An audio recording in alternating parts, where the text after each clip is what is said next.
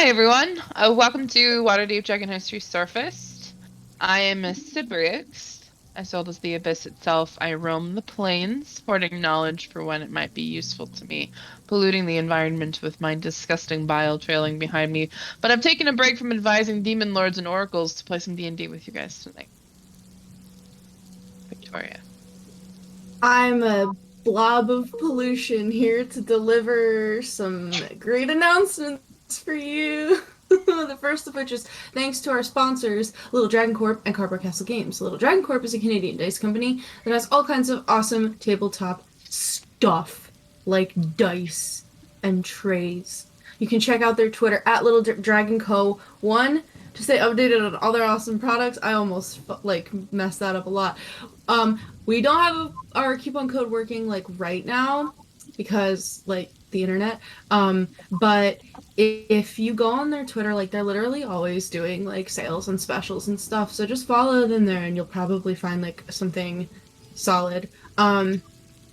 Yeah. And Cardboard Castle Games, our other sponsor, is a game store local to the Evans, Georgia area. If you ever find yourself there, please give them your patronage. Or if you're not in the Evans, Georgia area, you can check them out online. Thanks to both of them. Additionally, please don't forget to check out our other games. The schedule should be posted below the Twitch video feed, or you can do !schedule. Basically, the thing that you need to know is we stream pretty much every day here on Provo.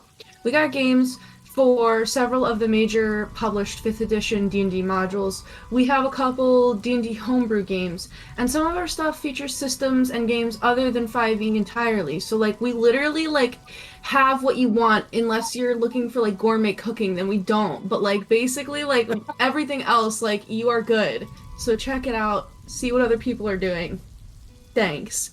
We also have a community Discord, and there's public channels on there. So there should be a Discord banner button on the Twitch page, but if not, you can do !Discord in the chat, and that'll link you to it.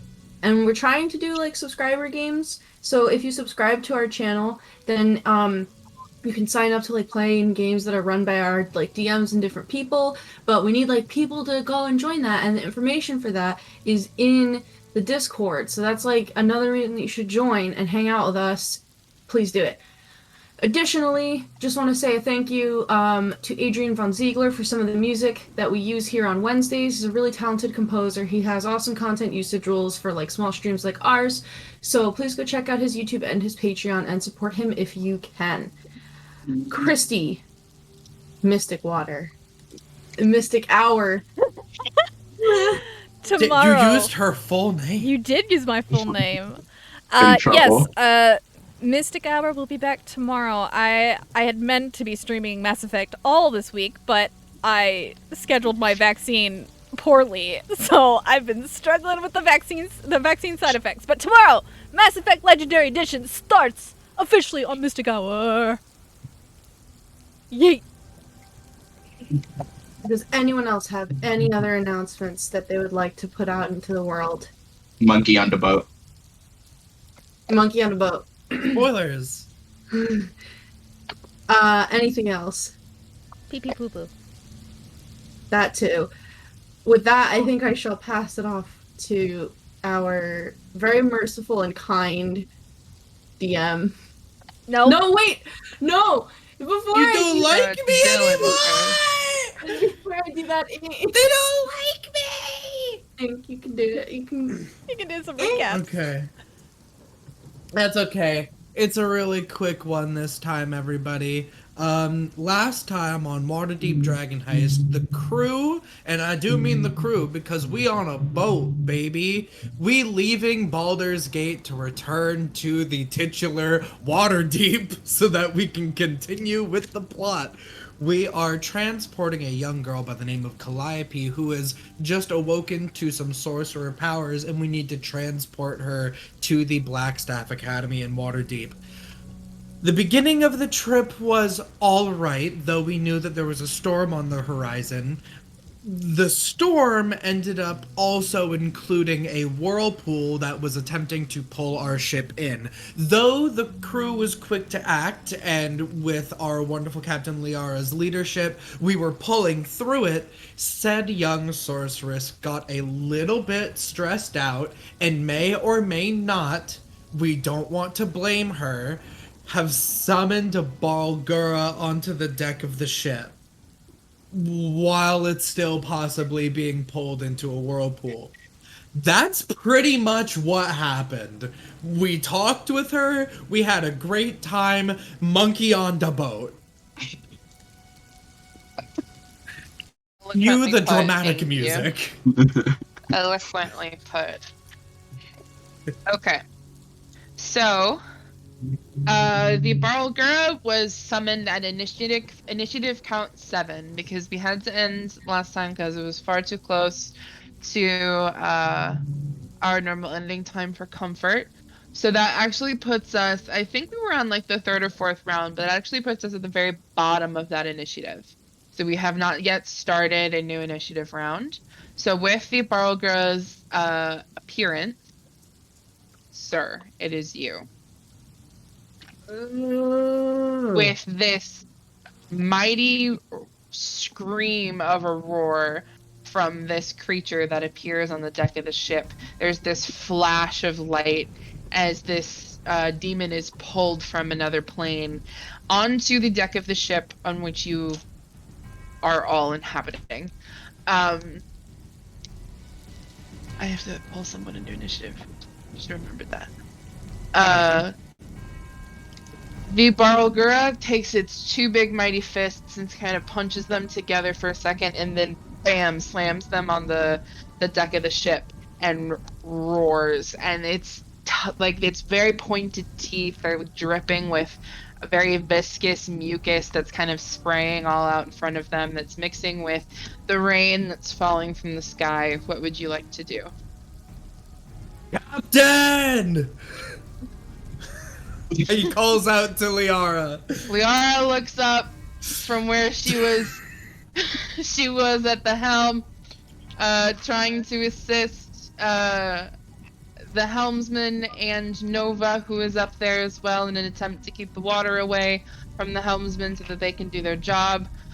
And her eyes kind of widen for a second. Giant fucking monkey on deck! Oh no. Well, take care of it then! I'm going to use my sword and cut myself free of the mast. Oh no. I said I'd do it. Sir is going to cut himself free from the mast. And I don't know if that takes an action. I'll say no. I'll Okay. let it be kind of an object interaction because you're using just like a small knife from your boot, kind of basically. So yeah, that's fine. You can cut Alrighty. yourself from the mast, no problem. Alrighty. Oh, no. Then in that case. Sorry, I added Liara to initiative, and she rolled a 21, but I added 21 Liaras. 21 Liara! She just multiplies. I'm so sorry. That was just alarming. Anyway. Sir is going to draw the gentleman's razor and raise it high above as he's just going. So everyone sees him nobly charging towards this thing. His face is, and I am going to attempt to claw into this creature's chest. Okay. And I'm going to use real dice. The dice rolled under my desk. I have 3 of them. It's a 14. 14 unfortunately does not hit. I hate dice. So you run at the Barlgura with the gentleman's razor over your shoulder, ready to just hack into it. And the Barlgura, with its massive hand, grabs your arm and kind of shoves you away a little bit. You're not out of melee range by any means, but you kind of stumble a bit with the force of its 18 strength. Me too, bitch. So he gets shoved back, and he's going to be like, okay. I'm going to use my bonus action as he traces a sigil in the air, and he's going to cast True Strike on it as a bonus action, because it's a bonus action in our games. Yep, I homebrew it as a bonus action, because otherwise it's useless. And I'm just gonna get this out of the way and action surge and go again, because it needs to go. Go for it. That's better. That's a dirty 20. That does indeed hit. Roar! I didn't say that it was my booming blade, so I guess it's just gonna be greatsword. That's a 6.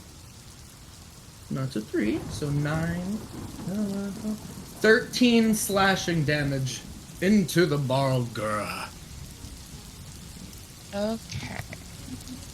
As he focuses his blade and pierces it through that sigil that he traced in the air, and it slices into its thigh. And then he's just going to say, "Get Calliope under the deck now!" And I'm gonna end my turn right there. Okay. We move to the top of the initiative. With Liara.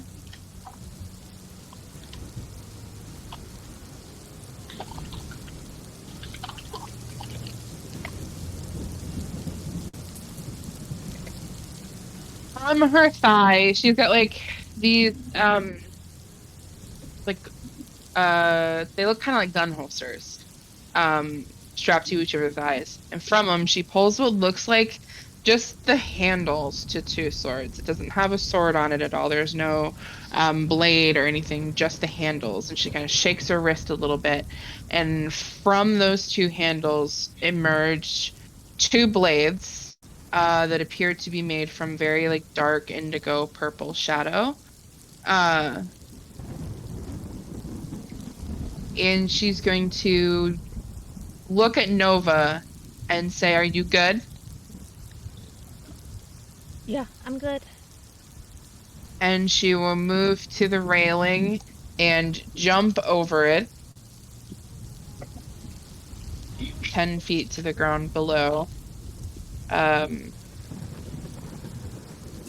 She only got, oh wait, what is her dexterity? Her acrobatics. She got a 16. Okay, so she doesn't take any damage. And she's going to attack with one of her shadow rapiers. Did For a 27. Hey.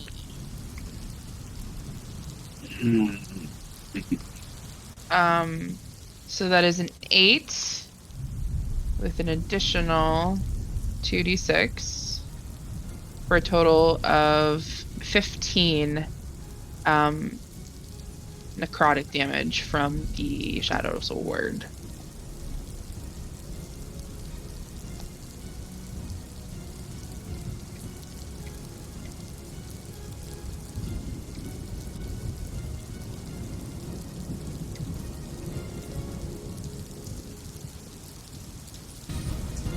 And then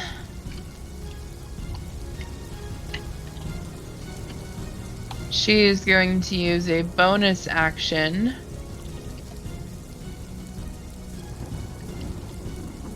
to let out a rousing scream, like a fist in the air scream. And she's going to grant anybody within 60 feet of her, or not anybody, I'm sorry, sir, because you are within 60 feet of her, an inspiration die, which is a d10 for her.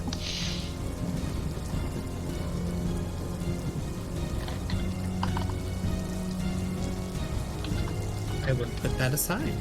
Which brings us to Nova. Okay. How far is the Bulgura from me? You being up on the helm, I would say it is technically only about, I'd say 40 to 50 feet away from you, but you are up one level. So Okay. you kind of have to either jump down or kind of go down the stairs. No, that's not what that's perfect. I'm going to, Okay. as a bonus action, cast Spiritual Weapon. Okay. And it's... Do you want to just summon that directly over it? Oh yeah, over its head. So 2 moon-like chakram scythes come and attack him. Okay.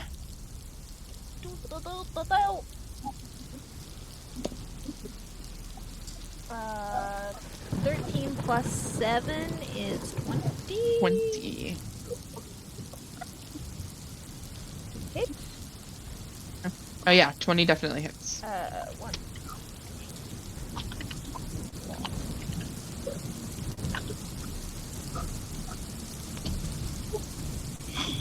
That's 8 damage.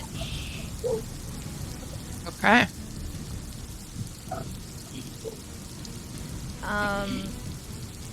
How's the helm, the front looking? Is it still being bombarded with water?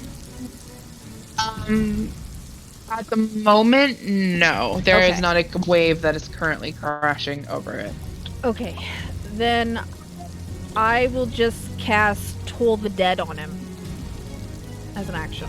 Okay. So it's a wisdom save.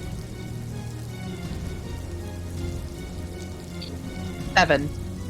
Fail! And he has taken damage.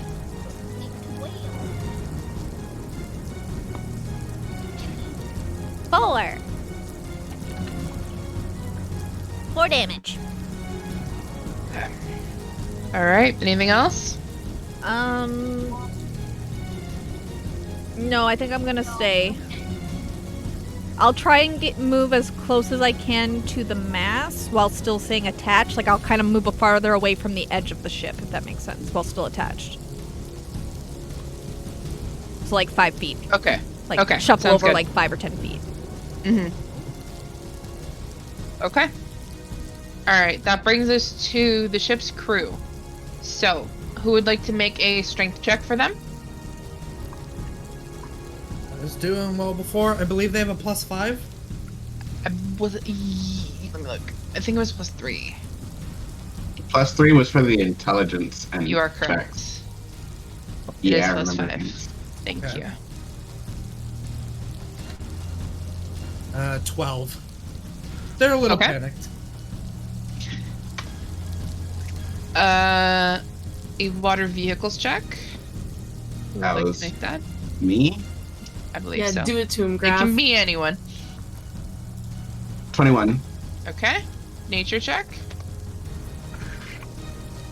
Derek, do you want to do it? Come on, Derek.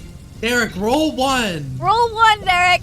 Roll it, Derek. Fine. We won't get mad. 11 plus what? 3? 5. 5? 16. See, that's pretty good. Okay. And then an intimidation check. I will do it. Hell yeah. What is that? A plus? Is that a 5 or a 6? This one was a 6. That one, yeah, because that's from. It's Victor.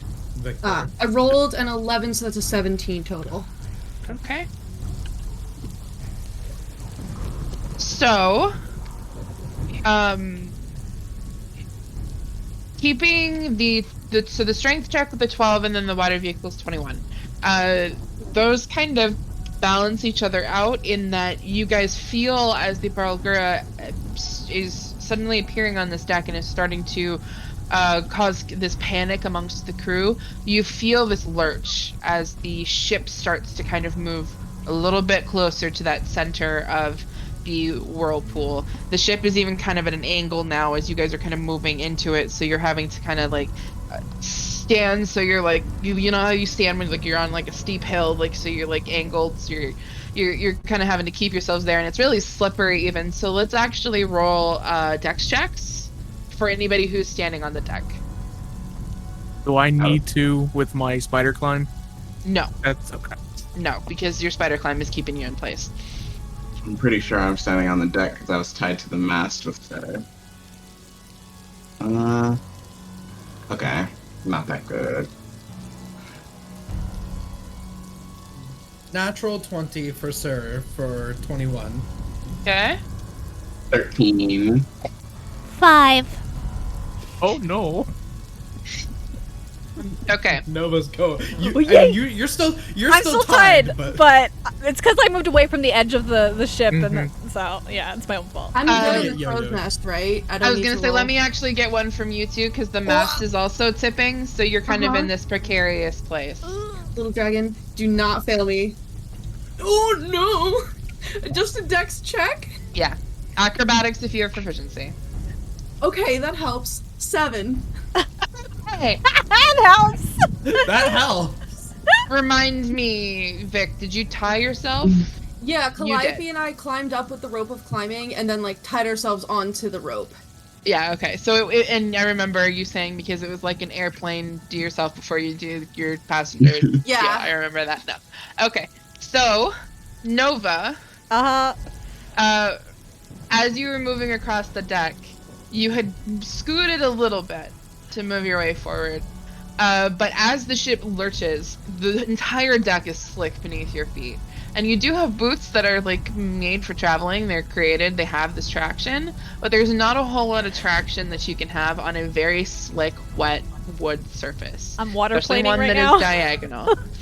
So you are essentially sliding down the deck, and because it had been such a forceful lurch with this like not necessarily failed strength check, but just not necessarily what you want to be able to get out of this whirlpool, it's more of a jolt, and you kind of fall, and you fall and you hit the railing. Ooh. Roll me a dex save.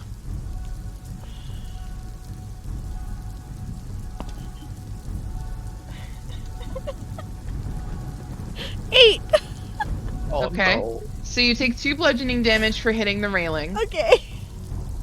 And then as you hit the railing, you clamber to grab onto that railing. But the force of you hitting that railing kind of bounces you up and over the edge of the railing. You're tied. So you are attached to the ship still. You are not at the mercy of the whirlpool. But you, baby, you are like at the end of like a ping The pong battle. Manticore all over again. Yeah. So you are Why is it dangling always there. me? And I'm actually gonna roll because Oh, when you you can hit fly. when you hit I the end of can, a but- rope like that, yeah. when you've got just like a single piece of rope tied around you, when you hit the end of the rope like That's that, gonna hurt. there's whiplash. Yep. That rope is gonna dig into you. So I'm actually gonna roll Ooh. some more damage there for you. Yeah, So sure. that's another 5 bludgeoning damage. Okay. The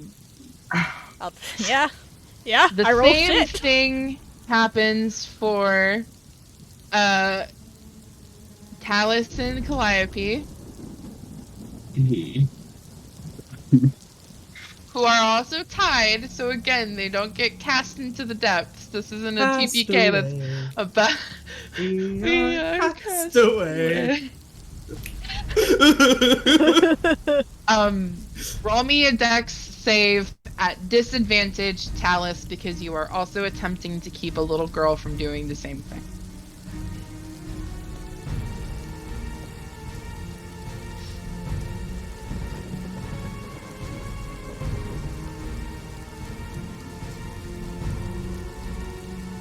Eight.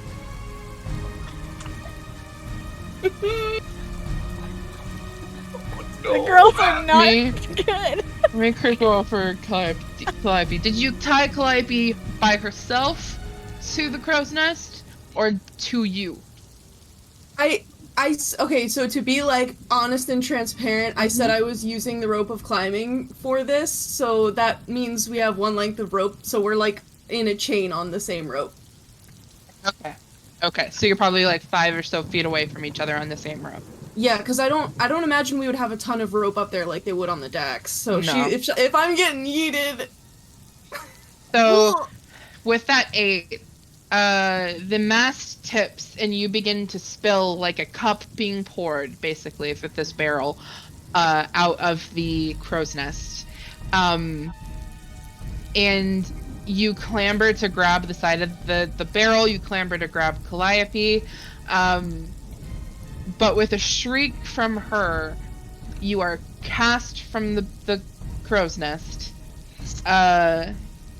And because of the length of rope, I'm assuming at least, I'm giving you the benefit of the doubt that you didn't tie it so that you would hit the deck if you No, fell. because we climbed up it. Yeah, So yeah. it has the knots in it, so when it's knotted, it's 50 foot in length. Perfect. And then it's also knotted around us, so it's probably shorter after that. So you're cast out like somebody casting out a yo-yo, basically, and you swing back onto the ship, and you're free falling. You are dangling, and Calliope screams as you both hit the edge of the rope, and the two of you take 4 bludgeoning damage. I don't remember if Calliope took any damage last session, but remember she had 2 extra temporary for me. She did take Don't damage. think- But she She took a was little being bit. hit with water. Oh, she did. You are right. Okay. You are correct. Good to know, though. Thank you. Do you still have calm emotions? I do. I don't. Well, think- I still was technically concentrating on Still it. concentrating okay. on it, Yep. yeah. So why don't you go ahead and roll me a concentration? Yeah, that was a natural 20. Okay. For the useless. Yep, got it. You guys you're swinging from the mast and you're like, stay calm! Stay calm! Look at me! 2 more people to adjudicate this for, because a 13 was also a fail, and Liara also rolled a 13. Oh. So why don't you go Fun. ahead and roll me, I a know dex I am check. the least dexterous person on this party.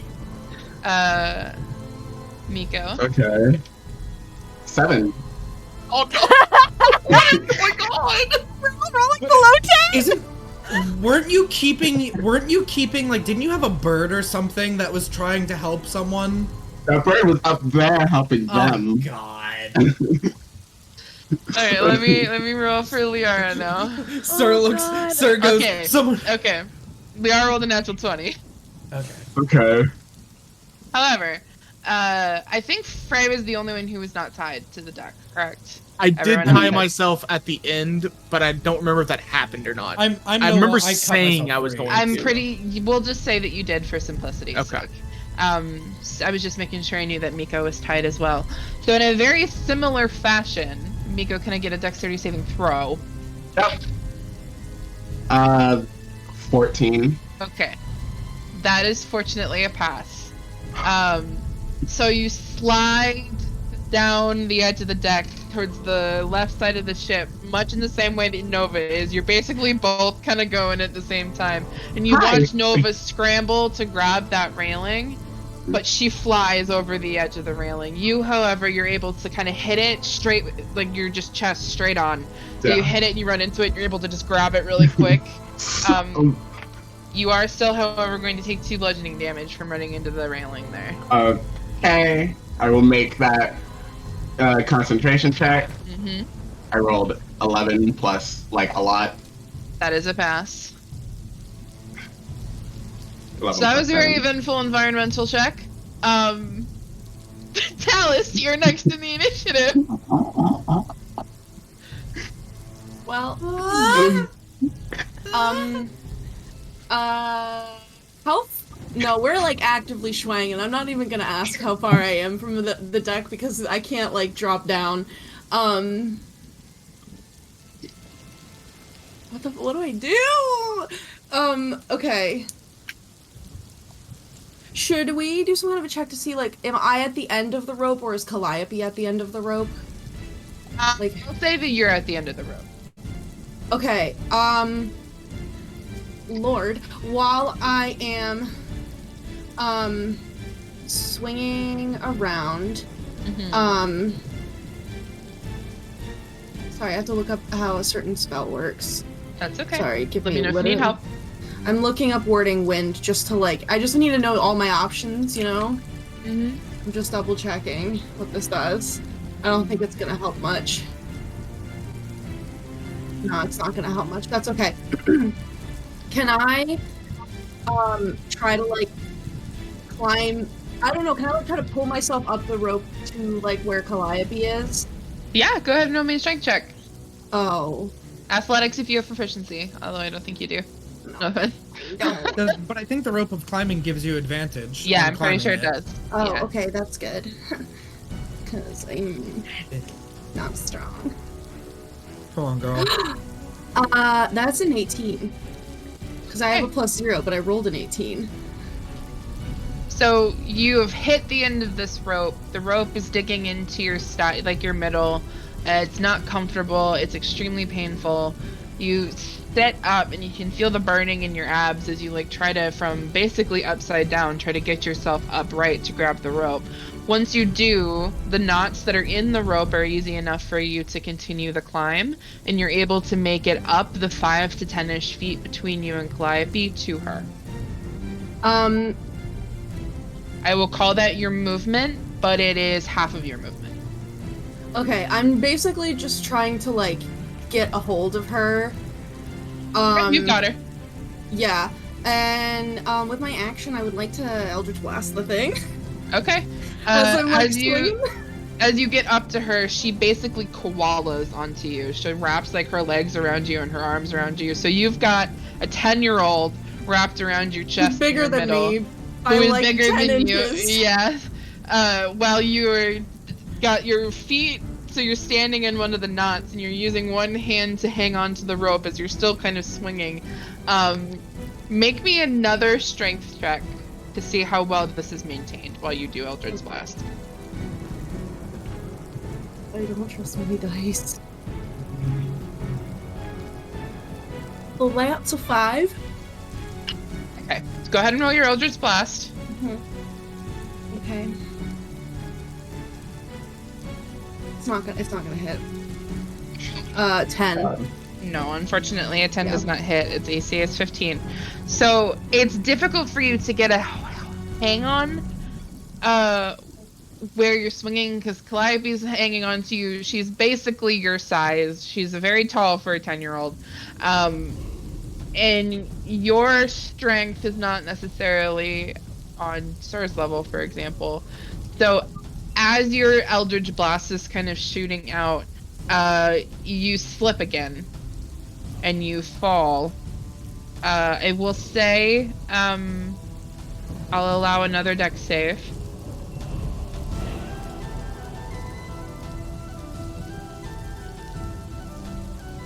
Oh. Okay, that's not too bad. You are not able to necessarily hold yourself upright and get to a point. You have to kind of move Calliope and be like, no, hang onto the rope, not me. Hang onto the rope, not me. But you do slip. You're able to catch yourself well enough that you don't take any bludgeoning damage. However, the slipping that you do take 3 fire damage from the rope kind of moving through your hands. That's the worst. I don't have any. That's it. You're That's getting what I got. practice for doing the silks. I know you wanted to do the silks. I know, right? It is the Barlgura's turn. Oh no. Oh shit. Come on, stupid monkey.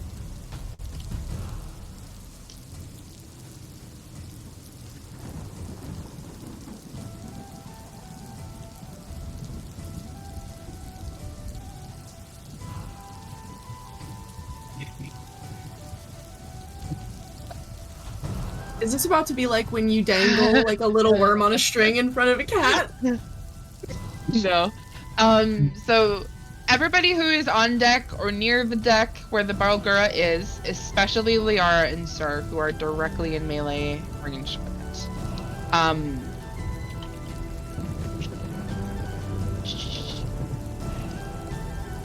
it. Sir, can I get a wisdom save? His favorite. Oh, alright. I'm sorry, intelligence save. That's my bad. A little bit better. I don't know if it's worth you. I don't think it's worth using Liara's inspiration. 6. Okay. Your DC was a 13.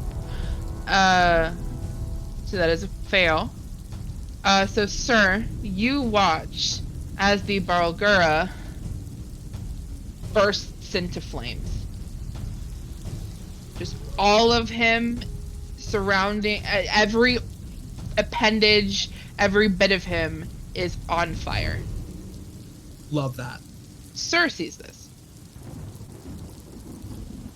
Everybody else, you just see the Barlgura as it is.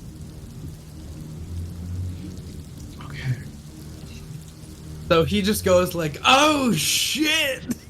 And because you are within 5 feet of the Barlgura as this happens, you do take 2 psychic damage.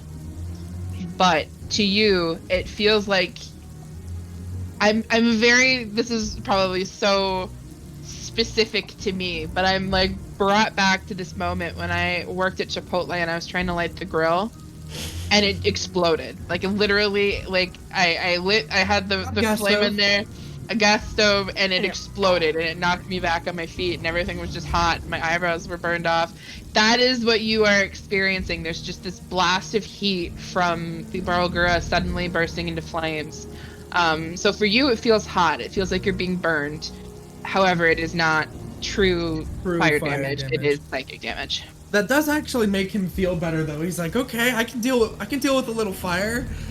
I really thought you were gonna be like, you know, when you like open the oven and it just like goes right into your eye. I just was catapulted back to this moment. It was my life flashed before my eyes. It was horrible. Like a flashbang.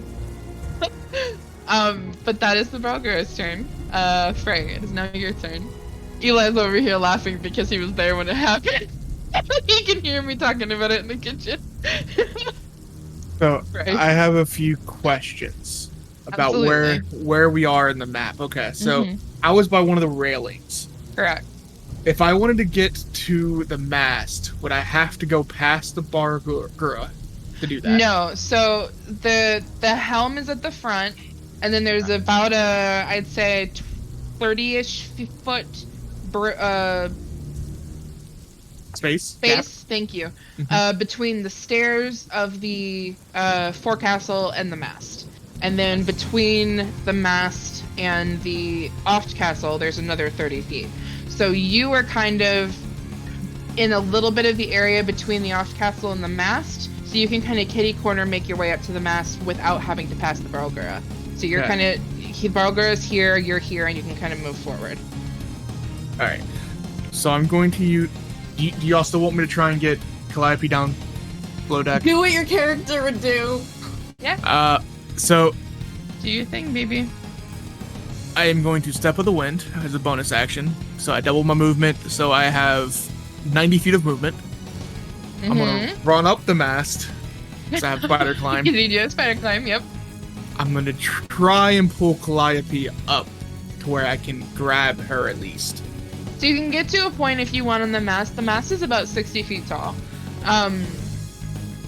You can get to a point on the mast where you're like level with where she is.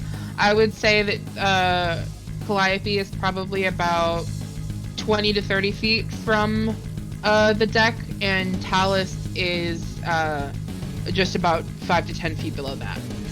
So you can go that, like, you can take the little bit of movement, which I'd say is probably about 25-ish feet to get to the mast, and then 30 feet up the mast so you can get to a point where you're level with her. You can wait for it to kind of swing, and you can grab that rope so that you can get to where she is. Would I be able to untie her, though? I would say you could do that with your action. Okay. I will use my action to do so then. Okay, how are you doing that? I mean, I don't want to cut it. That's why I was because I don't want to cut it because that would make Tallice fall. So I mean, if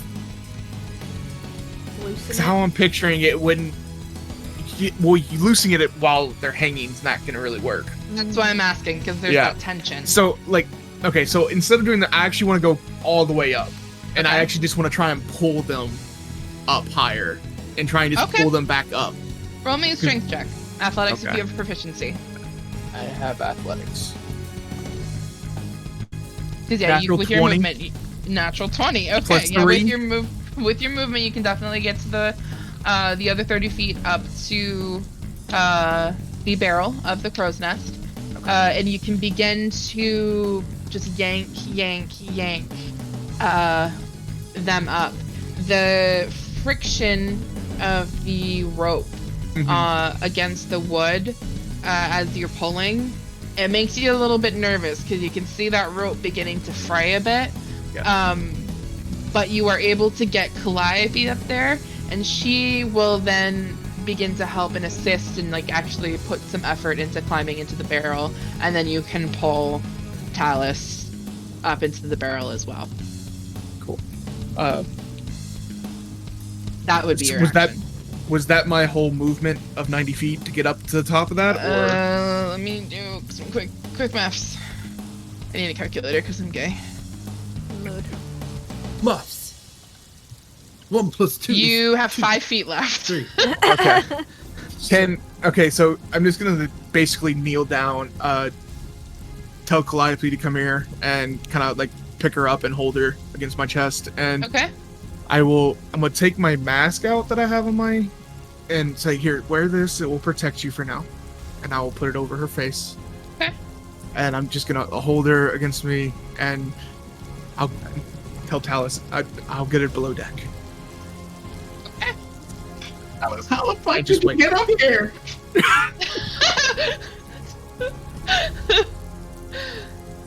Mico. But yeah, that ends my turn. So. Okay. Okay.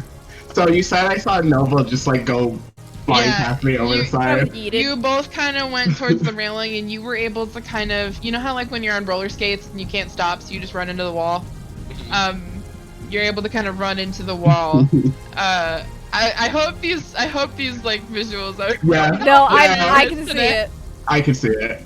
Instead of running into the wall, she kind of just like hit the carpet She and like, flew. yeah, exactly. She like hit the wall and tumbled over it. Yeah, but you were able to kind of stop yourself. Ass over tea Okay. kettle, yeet. Yeah, I'm basically gonna like look through and I'm gonna be like, do you need help? I can fly up. Don't worry about me. Make sure everybody else is safe. Gotcha. And basically what he's going to do is he's gonna like push off the wall. Okay. And he's gonna simultaneously try to like basically cut himself free and as an action activate Radiant Soul. Ooh. So like he does carry a dagger on him if that helps. I believe would he allow has a you to cut dagger. yourself free as well, since I allowed Sir to do that same thing. I would say that that's definitely something you can do as well. Okay. So he would cut himself free, and basically from his back will sprout like 2 really, really large like golden wings that pretty much immediately turn like black and blue and purple and sparkle with stars. And he kind of just turns and gets like on all fours and pushes off the ground and to Okay. start flying towards where the Balgura is. Okay. Uh, I'd say you've got about 30 feet that you can move to get there. Yeah. Since he used his action to do that, he's basically going to, at the same time, dictate that his bird will fly from the mast. It has 90 feet of flying speed, so it's basically going to come down and try to dive bomb the Balgura. To give the next person the help action. It can make an attack. Oh, you wanted to attack? Okay, cool. Yeah. So that's what it is going to do while I am flying over there. Roll for its attack. Yep. Dirty 20 to hit, Absolutely. and it will do 8 piercing damage.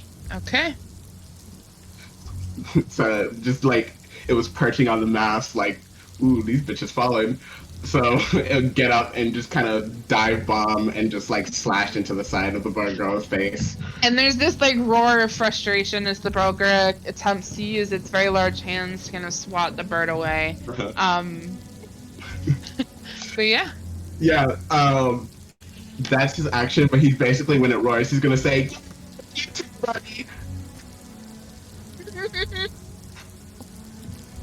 Okay, is that everything for you? Yep, that's up Okay. for me. I'm gonna roll a D100 for the next environmental roll on initiative count 7. Okay. Things appear to go smoothly through that initiative count, which brings us to Sir. You have a flaming ape in front of you. Yeah, and you know what? Thank goodness I don't have a lot of wisdom. A sane man would make some distance. Did Liara stay engaged with it? Yes. So can I start looping around to flank with Liara's assistance? Yeah? I would like to do so. Yeah, absolutely. Yeah. And I will then prepare a booming blade attack.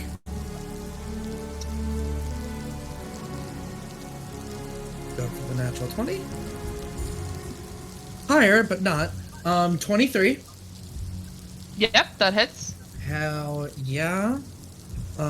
So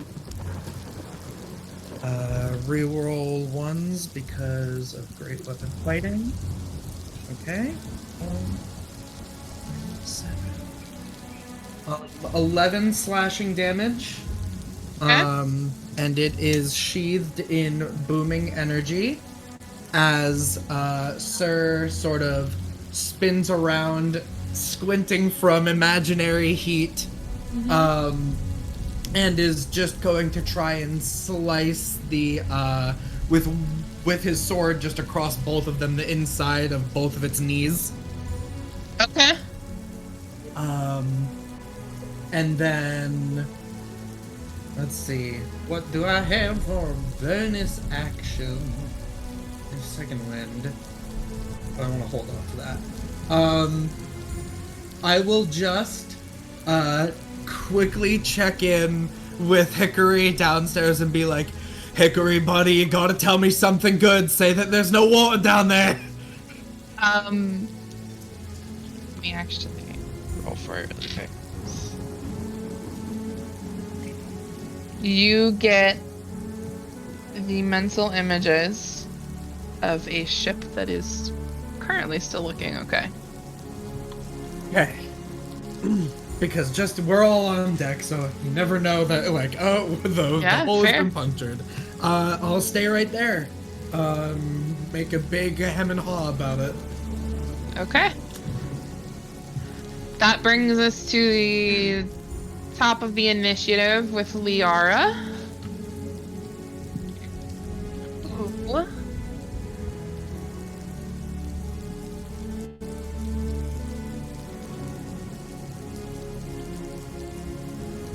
She also has Phantasmal Force.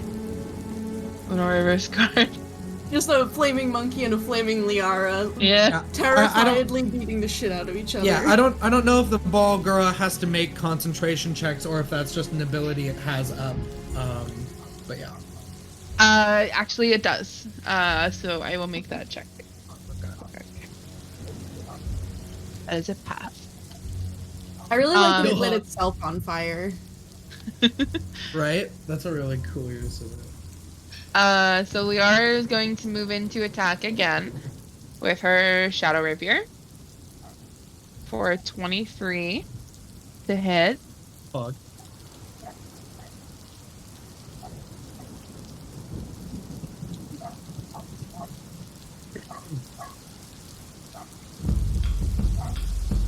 For 16 necrotic damage.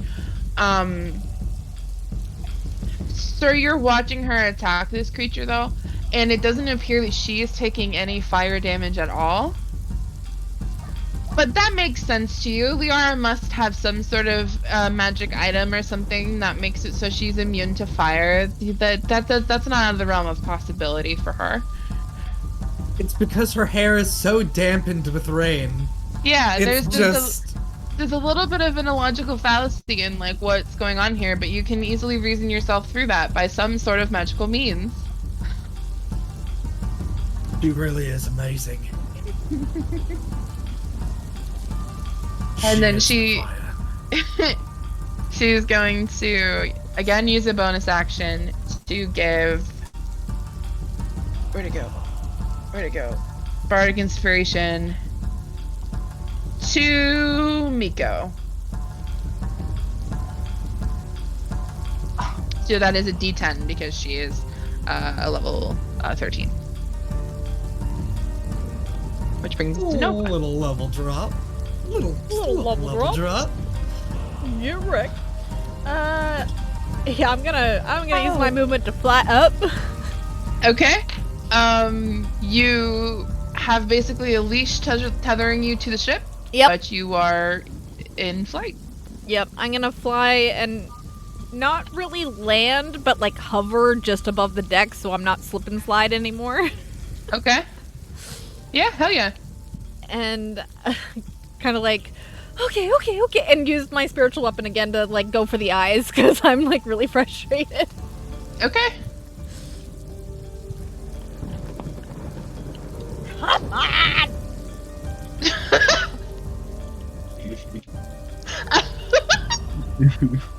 11. I know you're frustrated, but that was so cute.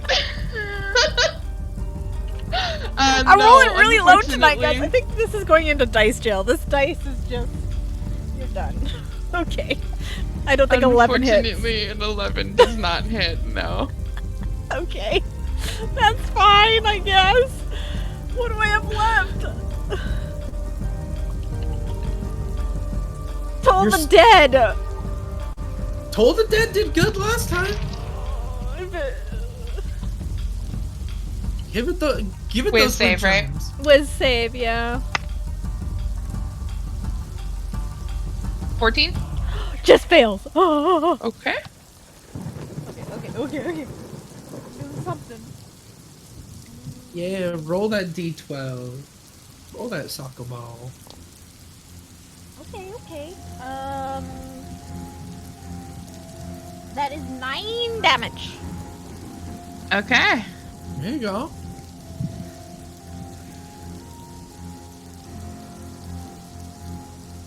Can I see Calliope and Tallice and them up in, like, You angle-wise? would've Can I been even able- see them? Once they're up there, now that they've been pulled into the barrel and are Calliope's kind of being held, you probably can't see them anymore, but you Okay. probably could see the process of them being Okay. pulled up at the very least. So That's you what know I they're there. figured. Okay, that's fine. That is my turn. Okay. We've got another another environmental hazard roll. No, this is the ship. Just kidding.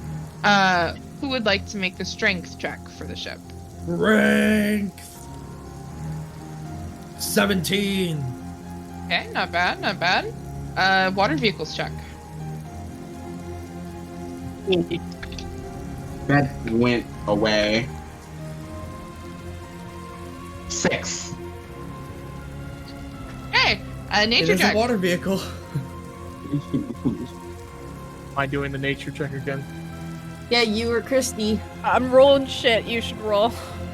So we've got these sharp edge die. Ooh. I keep hurting myself on Yes. Yeah, I that looks feel like that would hurt. That looks Wait a really minute. smart. I'm not even using my Mico dice. No wonder I'm rolling so trash.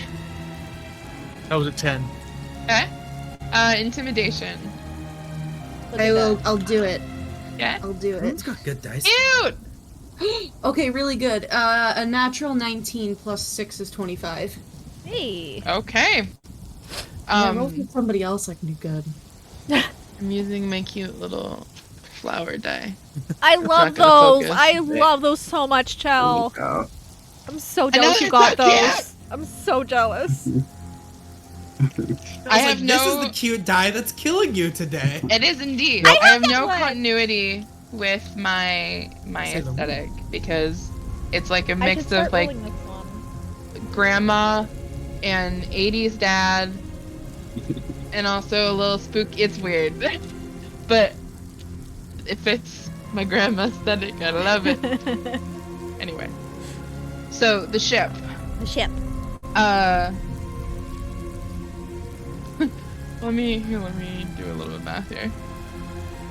It snaps in half and you all die. Oh no. Okay. So your average roll is about a 14, which is not terrible.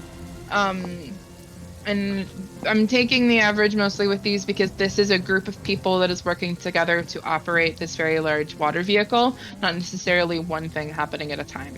So it is kind of a group effort, which is why I'm taking the average with these rolls. So 14 is not too bad. With a 14, you can tell that the helmsman is struggling. It probably reaching the point of like, there's only so much that you can, so much like physical exertion that you can put into an activity before your arms start to turn to jelly. Okay. And they're literally putting all of their strength and all of the force that they have behind keeping the wheel where it needs to be in order to move, and fighting against the weather and fighting against the wind. And it gets to a point where they're very clearly getting exhausted with the effort. Victor, seeing this, will rush in before the wheel, it gets to a point where you can see them shaking, trying to hold the wheel. Before the wheels they let go and before it starts to do that, that crazy just spin out, Victor jumps in and kind of stands over the helmsman in that kind of like, let me show you how to do it kind of way, and is able to kind of grab the wheel and keep them upright.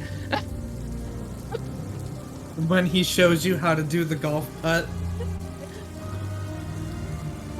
And with Victor's quick thinking and quick reflexes, the ship is actually able to kind of right itself a bit. So all of that slipping and sliding that you guys have been doing in ever since the last fiasco with the ship and everybody kind of falling, you feel a little bit more sure on your feet. You feel a little bit more steady, and like the ship might even kind of be coming out and kind of being able to steer into the next. For visual's sake, the whirlpool is kind of made up of rings, and you're able to move into basically an outer ring that gets you closer to getting out of the whirlpool itself. Which brings us to Tallice. I'm still here and listening. I just have to do this for a second. You're good. Is the mast still like cracking and like breaking? You can definitely hear straining with the wood. Okay. So with my bonus action, I would like to consume a potion of healing. Mm-hmm. So, let me just roll 2d4 plus 2 really quick. 2, 1, 3. I get 5 hit points back. Remember, we reroll ones. Oh. 4! Ones are icky.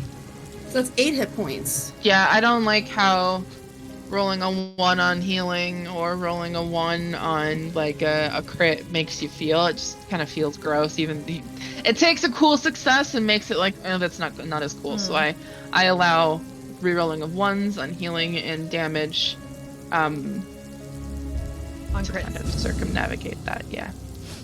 Is the barrel girl like directly below? Like, is it close to the mast? Yes, it is. Okay. Monkey stick, yeah. So that's what I'm kind of worried about. So this is about to be really stupid, you guys. But you know what? Be Tallice. I'm gonna take my pimp cane. Mm-hmm. I'm going to. Okay, so if it's 50 feet, the rope is 50 feet and the mast is 60 feet. Mm-hmm. I'll throw the rope like just down and off and untie myself. Mm-hmm. I am going to just like close my eyes and like put my face up and be like, and like I'm gonna message Bramble and be like, listen buddy, shit's real crazy right now. Love ya! And I'm gonna jump down onto the Barlgura and try to just like hit it with my cane and get down there because this shit is cracking. This thing is gonna grab the mast. I wanna get down. So I'm gonna jump on it and try to use my body weight and like swing my cane down on it. I don't know. Roll me a dex save. Actually, we'll call it a check because it's not. Okay. Acrobatics if you have proficiency. OG dice. First ever dice set. I'm literally not even Yes, think I just yes, read. yes. Literally, like, I will show you my... I like, trust you, babe. Literally just rolled a 20. Hell yeah. Okay, Yeah. with a nat 20, what do you want to do? I'm trying to just, like, I just want to bonk it. I literally just want to bonk it. It's being a bad monkey and I want to bonk it. If it's a dex check, that's a total of 23, but I have proficiency in acrobatics. I'm fucking falling. Yeah, I literally just want to hit it. I just want to hit it over the head, and Tallice is just trusting in the fact that she's in a storm right now, so it's really windy, so that means, like, she's gonna be okay. Do you have a damage die for your cane? Yeah, it's a quarterstaff, so if I'm doing two-handed coming down, it's a D10. D10, okay. So with a crit, I will say, with all of the added factors here, you may roll an extra damage die. Yeah. Okay. So OG 3 dice. damage die total. 3. 3 And damage. as you are falling, you kind of take a moment and you just like let fate take its course. Brutal crit. You close your eyes and you say basically your version of a prayer, just kind of like it's a little just hello to the universe, to this whoever this fey creature, this archfey that you've been dealing with for so long. And as you are falling this 60 feet, the 60-foot drop, which theoretically should give you 6d or 66 of bludgeoning damage. It's almost like you are a kite. Like the wind kind of catches you just at the very edge of your fall. And it's almost as if as your cane is being pulled over your head, something is also pushing it down with you. There's more force behind this attack than you believe that even you are capable of. So, one of the dice was a 1, but I re-rolled it and got a 10, and I got another 10 and a 7, so that's 27 bludgeoning damage. Okay. Okay, so the Barlgura, with the force of you just falling down on it and just cracking it in the skull with your cane, there's a moment where you think that there's even enough force behind this that you might even cause it to fall prone. It catches itself, but it kind of falls down a bit, and it's like looking up as much as it can, at least, up its shoulder at you, and it pushes itself back upright with its arms. Its attention is very clearly on you. Yeah, so I land and I'll say, you know what, in the first fight I ever got in with these people, I used my cane to trip somebody and it worked. So let's dance! That's my turn. good. That's all I have. It is the Barlgura's turn now. So the Barlgura is going to make all of its attacks reckless, which means that the next person to attack it has advantage on their attack. But it also has advantage on its attacks. So, it's going to reach up and behind it to grab you, Tallice. And that attack is an advantage. Ooh. A 22 to hit. Yeah. So you take first 11 bludgeoning damage as it grabs you from its back and tosses you to the ground, basically. And then coming in with another attack, Tallice. It's with a 23.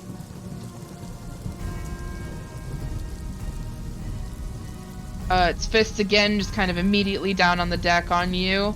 Another 12 bludgeoning damage. I am unconscious. Also, I was wrong. Quarterstaffs are a D8 on. That's okay. Yeah, I'm. So if you want to take some points back, That's fine. But I survived the fall, so that was really cool, you guys. I need to look something up here. Hold on.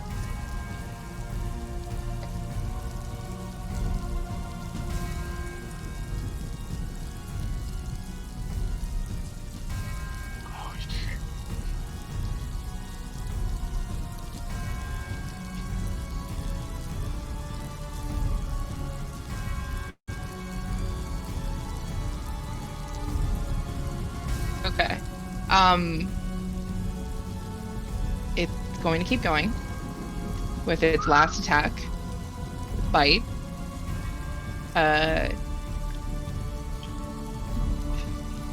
So if it's melee, that's an auto crit, which means I fail 2 death saves. Yes. Yeah. Eric. Okay. What's your max HP? 31. Okay.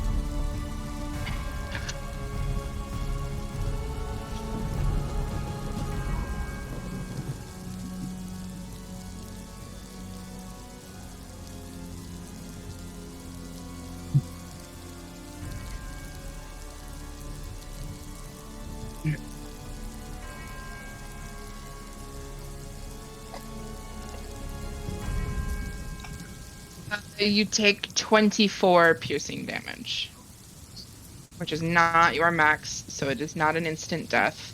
You do, however, fail 2 death saving throws.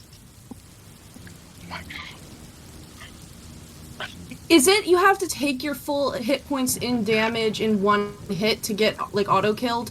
Yes. Okay, so it would have to.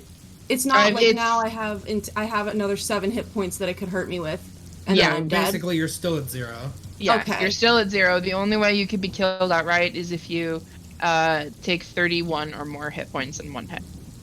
Okay, cool. Guys, this is the first time I've fallen down. It's literally fine. Oh yeah, it is your first time. I going knew it was unconscious. your first time, And then- yeah. Yeah, and then you automatically fail 2 death saves. Go big or go home. That's, It was very badass. So you all watch Tallice jump from the barrel, land on this Balgura with an incredible amount of damage. It clearly was shaken. Get ripped from the Balgura's back, thrown onto the ground, pounded with one of its fists, and then with one fist on either side of her on the ground, it just goes in for a chomp. And it's shaking its head like a dog.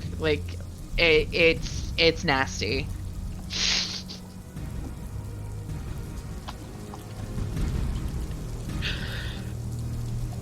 Yeah. Okay. That is the Balgura's turn, and it is Frey's turn now. So, I've got some more questions now since something else happened. That's okay. Okay, so if I run down the mast with Calliope, do I skip my full movement? Is she light enough to where it doesn't impose half speed, or is it going to impose half speed? Give me an athletics check, and we'll see. 17, so Doesn't plus 3, 20. You've got her. Doesn't Okay, impose cool. half speed. Next question. If I run, okay, so I'm assuming there's a door that goes down below deck. Yeah, on there's one of a the sides. hatch.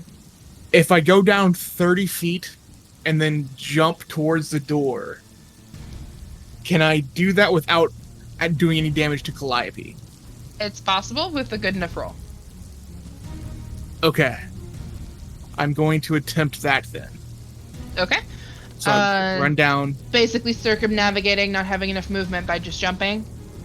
Well, I probably would have enough movement, but I'm trying to make it to where I have enough to get Calliope underneath the deck and then get to Tallice. Okay, fair. Knowing your intentions helps. Yeah. Okay, so go ahead and roll me an acrobatics check. Okay. Not as good. It's 14. Okay. I'm gonna roll a check for Calliope too. Because if how I would basically do it is I would just tell her to hold on tight when I ran down the mast, and then instead of doing like how you do like a bailout when you're like if you jump and then you roll, instead of doing like head over, I would just go on my side. So I'd land on my shoulder, then roll is basically how I want to do it to try and keep it from impacting her at all. So I will say that a 14 is enough for you. Okay. So that's half damage on the bludgeoning. Okay. So 9 half to 4 for you. Which I use for my reaction, I take none. Okay, perfect. Fall. Yeah. As you hit the deck, you fall to your shoulder. You've got Calliope. She's screaming the whole way down.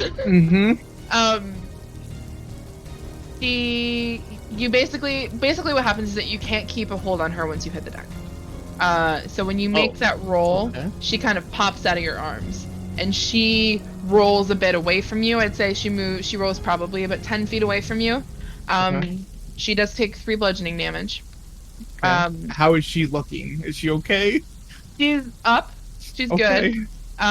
She doesn't look like she's like on the brink of unconsciousness or anything. She's definitely a little beat up and frazzled. But she's definitely not on the brink of unconsciousness or anything like that.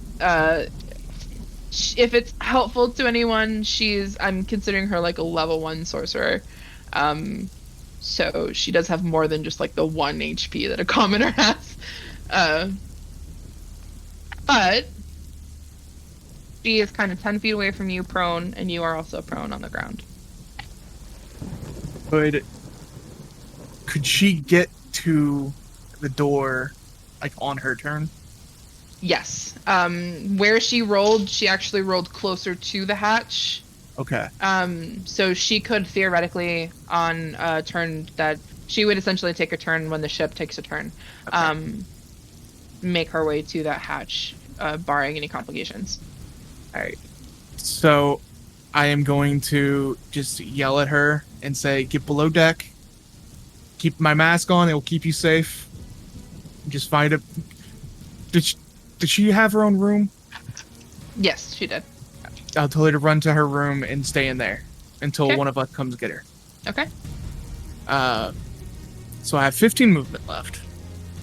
How far away is Tallice from me? You jumped from the mast, you fell prone. The Barlgura is standing over her, and she and the Barlgura are, I would say, probably 10 feet away from you. They were pretty close to the mast. Okay. So standing up takes half a movement, so what does that leave me with 15 left? I would say I'll give you 10. Okay, so I can get within... For simplicity's sake. Can I get within melee of Tallice then? Yes. To touch her? Okay, cool. I will use my... I'm assuming that's... Wait, did I use my action? I can't remember now. This turn?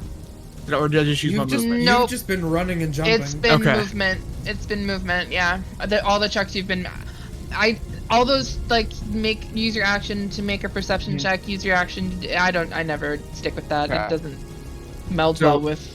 Getting within melee, will use my action to attack the Barlgura. Okay. So I'm just going to basically run up and basically kick it in the back of the... Or try to attempt to kick it in the back of the knee. Okay. Pick my sword stab. 15 plus... So 21. Yes. Yes. Okay. 7 points of bludgeoning. Okay. I will use my last key point to use the punching, the extra hits. Flurry of blows. Thank you, flurry of blows to make one attack. But I will use my other attack because I can forego one of the attacks to use Healing Hand on either myself or someone within melee of me. So I will heal Tallice also. Absolutely. Nice use of your features. Yes. Natural 20. Yes. Nice. So 26 for the attack. Yes, that absolutely hits. That's a 2 on the damage die, so 4, and then plus 6, so 10 points of bludgeoning. Okay, it's not looking too good. And then Tallice, you gain 4. Hold on. You gain 4. I think it's plus my wisdom, so I think you gain 8 HP back. Yes, gain 8 HP. So as I do this, as I reach down to touch Tallice, you see Frey's. Gotta make sure it's the right. His left hand glow white, as you've seen him doing. He touches a Tallice on the shoulder, and some of this energy goes into Tallice, and he does this little like handstand kick to the Borger again, trying to like interpose himself between him and Tallice. But I know I can't necessarily get in front of her. But yeah, that's what I'm. Yeah, I got you. that's all. That's my turn. Okay. Mico. Okay. So, is there a way, like, is there anyone standing directly behind the bell girl? I believe Liara and Sir are currently they're standing flanking. directly behind the barrel girl. Okay. Then what I'm gonna do is that I'm gonna go and I'm gonna use my movement to fly directly above, if I can get like 20 feet. Yeah? And I'm gonna try to thorn whip it with my action. You're gonna what? Gonna use thorn whip. Oh, hell yeah. Okay. I love Thorn Whip. It's a good one. It is a good one. That is going to be 17. Yes, a 17 does hit. So it is going to take a d6 of piercing damage, plus I'm going to add my radiant damage to it, so that's going to be plus another 4. 4, 9, and if it is, let me read. It's large. Yeah, so it's gonna get pulled.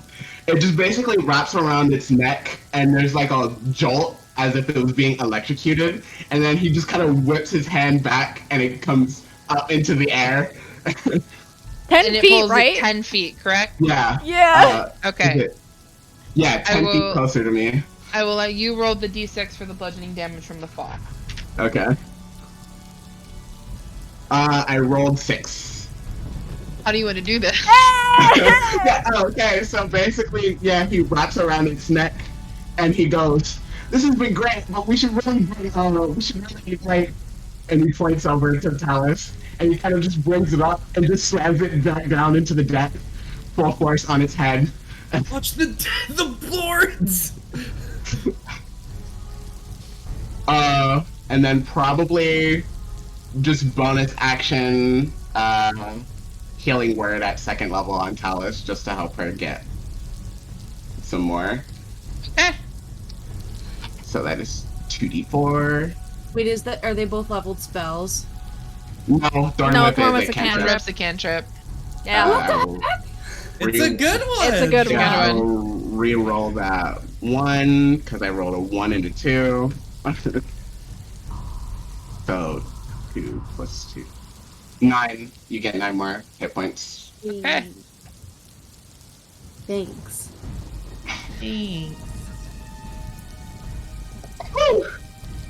And then, I guess, because it doesn't take an action to control the beast, I'll just have it go give Tallice help too.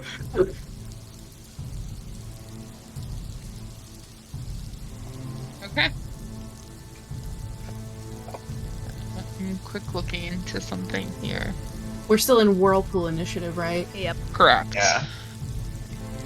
We're not done yet. I think everything should check out. I read over these abilities a lot.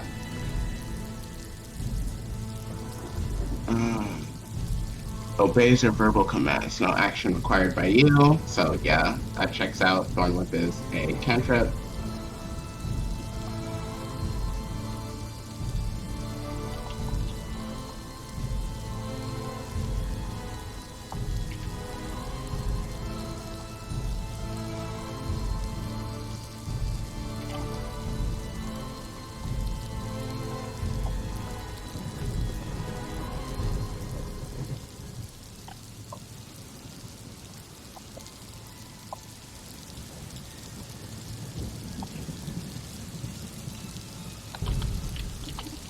Sorry, I'm just looking into something here really quick. You're good. Okay. So, I rolled for the environmental hazard. And because of the number I rolled, I'm gonna roll a different die. If this is damage, Tallice would have been dead. So washed away. So there is a very loud crack as a bolt of lightning crashes down and hits what is basically a little moving lightning rod on the ocean. The mast is still intact, as in it is still up. There is a massive crack down the middle of it that goes from the top and goes down about 30 feet or so. So basically the mast is split in two until about 30 feet down, and then it is solid from another 30 feet down to the deck. It does not catch fire. However, the mast is very clearly not structurally sound as you guys continue. Which brings us to Sir. Cool. Okay, so that actually works well with what I was going to do anyway. First off, for you, little lady on the floor, no more heroics from you today. You're done. He is going to... I know this is going to sound like a Herculean effort, but I'm a Herculean man. I'm going to use I'm gonna take up some of this rope, and through a combination of maybe climbing up there a little ways way and using my mage hand, I'm gonna start taking rope and tying it around both ends of the mast, the split, and I'm gonna pull on one hand, I'm gonna use my magic to literally pull it in the other direction, and I'm going to try to pull the mast back together. Okay. Let me look at... I know Mage Hand can't hold too much, so it's more his own strength. Mm-hmm. But I think it has enough to hold the rope to get it wrapped around, and then he's absolutely. Because it can hold, I think, up to... 10 pounds? 5 pounds? I thought it was 5. 5 Yeah, 10, pounds. You're right. It is 10. Oh, cool. It is 10. It can't attack, activate magical items, or carry more than 10 pounds. So 10 pounds is its cap. Okay. I will allow the use of the mage hand to get the rope at least wrapped around the mast and then bring it to you so that you can tighten it. Yeah, he's just like pressing his legs into it, and he's going to just try and pull the mast back together. Roll me an athletics check. Okay. Because I just want to know, do I have an inspiration from recap? Yes, of course you do. And you still have a the bardic auras. inspiration. Yeah. Yeah, I do. I saved it. Natural 20 on the first die. Nice. I'll add that Liara inspiration. That's going to be a 31 athletics check. With Yes. a 31, I would say that is entirely possible, and it is truly Herculean. And it hurts. It's all a Tobey Maguire Spider-Man. Oh no! And he's like, somebody start nailing wood to this thing right now. We're going to Waterdeep.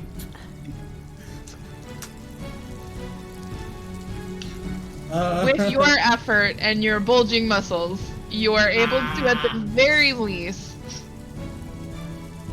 put a band-aid on it for now. I am a human tiefling band-aid. Yes, indeed you are. And bonus action, second wind. Okay. Just Fair get some enough. HP back, because this is probably gonna hurt. So he's like, it's just like when you're doing your reps. Just, okay, deep breath. God. Okay. Yay. So that's gonna bring us to the top of the initiative with Liara. She is basically gonna hold her action for the ship so that she can be a part of the effort of getting crew members from below to begin bringing wood above. Nova. Okay. Did Calliope start to move below deck? It has not been the ship's turn yet. The Okay. ship takes its turn after you, so she is still prone on the ground about 10 feet away from Frey. Sorry. How far is she from me? You are hovering on the deck, correct? Yes. So that you weren't like standing. Yes. From where you were, I would say Calliope's probably about 25-ish feet away from you. Okay. Can I use object interaction to cut myself from the rope? Mhm. I will do so and fly over to her.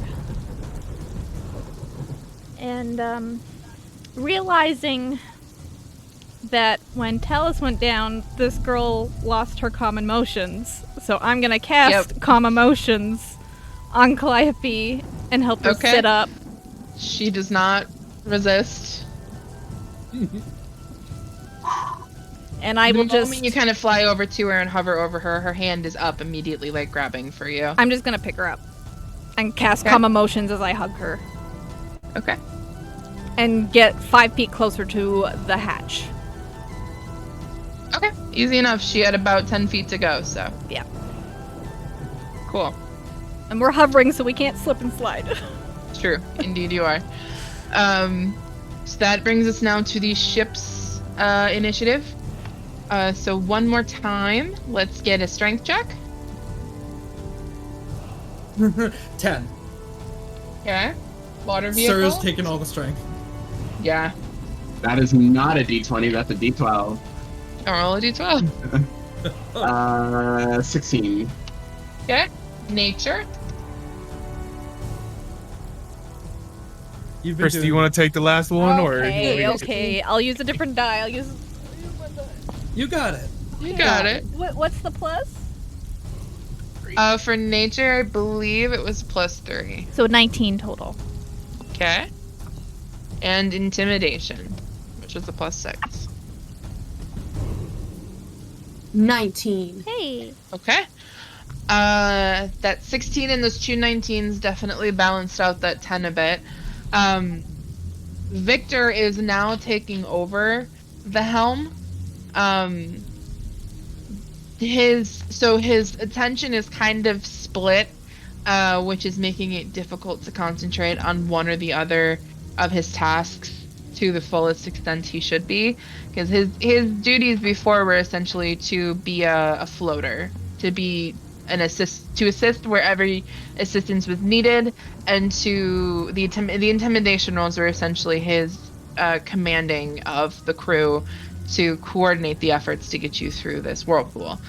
Now he is also at the helm and attempting to do that as well, and also pay attention to the rest of the crew and everybody that's trying to get you guys through this whirlpool, so his attention's split a little bit. However, with those other roles and the coordinated effort the rest of the crew, you are able to get out into one more ring of the whirlpool.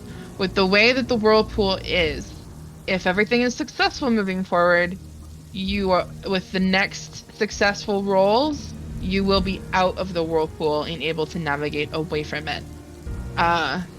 So there is like a light at the end of the tunnel kind of situation happening, where everybody is kind of getting that second wind a little bit. They're getting ready to, like, okay, we're almost there, let's do this, we got this, we can get out, sort of mentality moving forward. Calliope will, after getting her calm emotions from Nova, will break away from Nova's arms and follow through with the instructions she was given by Frey, and attempt to open the hatch. There's a moment where she's struggling with it. It's like a metal grate basically that's covering the ship, so it's pretty heavy. However, with Liara's screaming instructions, and she like takes her boot and pounds on the floor and begins yelling out instructions to get reinforcement for that mast coming up, getting just patching it up enough to get out of this whirlpool. You guys do recall seeing a second mast down there, so you guys do have that for the repairs moving forward, but right now it's just damage control. Get out of the whirlpool and get to a safe space so that you can make those carpentry repairs. So with those commands coming from Victor and Liara pounding on the floor, yelling those commands, the grate of the hatch actually does throw itself open as people begin coming up with wood and nails and more rope to make those repairs. So Calliope is able to wait for them to kind of file up and then file down on her own to below deck. She is no longer in immediate danger from the inclement weather. Which brings us to Tallice. I cough up some blood, and then I stand up with half my movement, and I kind of just like look at Frey as I see his like magical healy hand come off of me, and also hear Mico's like nice little healing word, and I'm just like, oh, like I give him like a little, and then like feel my rib cracking.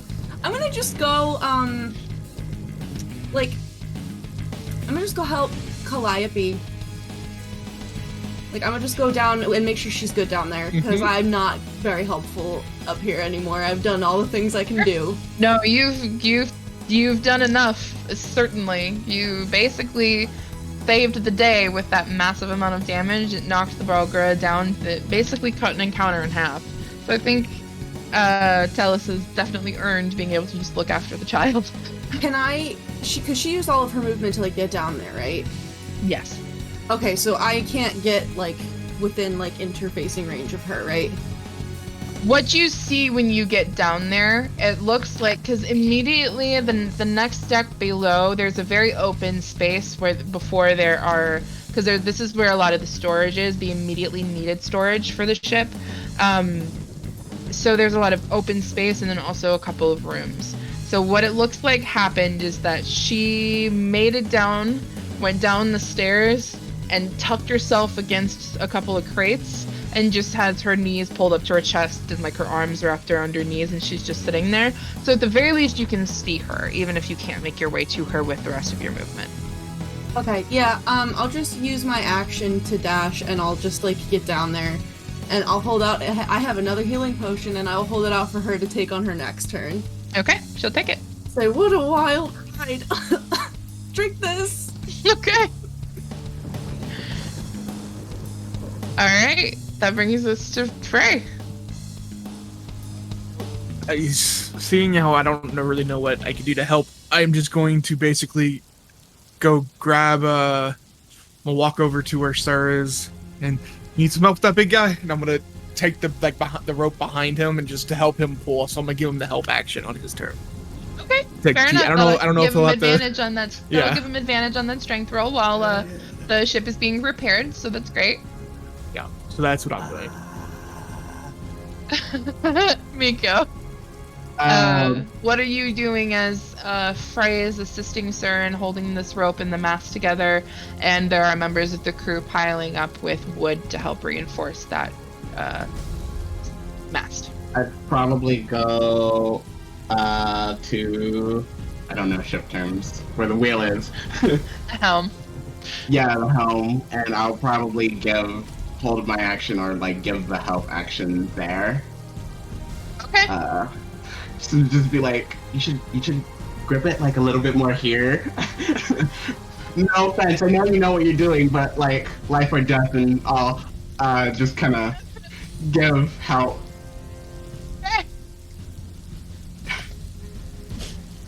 Sounds good. Let's roll for environmental hazard.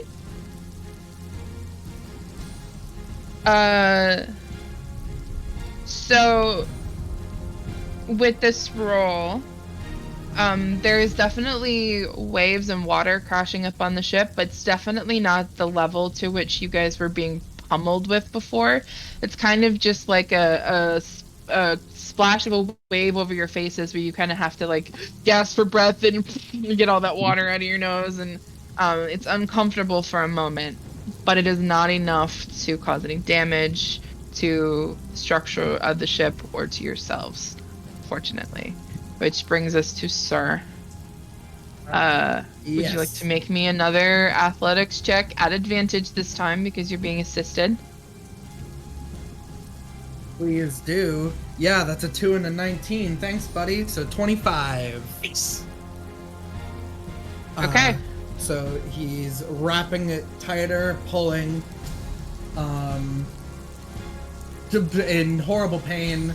But what he's also going to do is he's gonna, since his mage hand is already out now, he's gonna have his mage hand go and take his sword and hold it up into the air to attract more lightning so it doesn't keep hitting the mast. Okay, fair enough. Roll me a Constitution save. Gladly.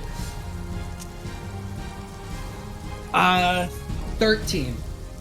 You take 1 exhaustion point. Yeah. Yeah, that's very fair.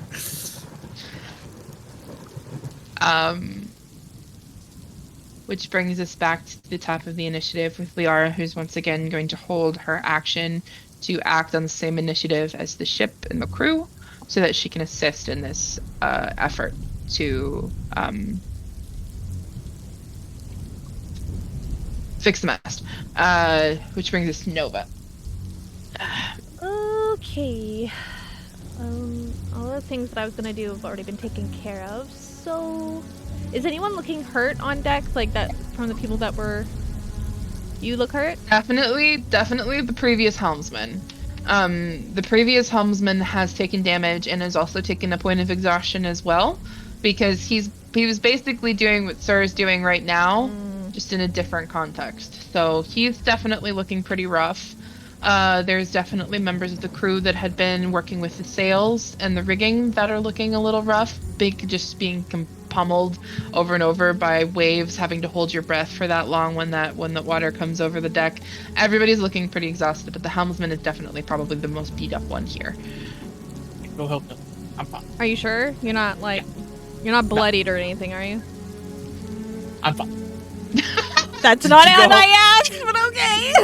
Go help them. I've got a health potion up here and he's with me, so we're fine. Okay. Yeah, I will go.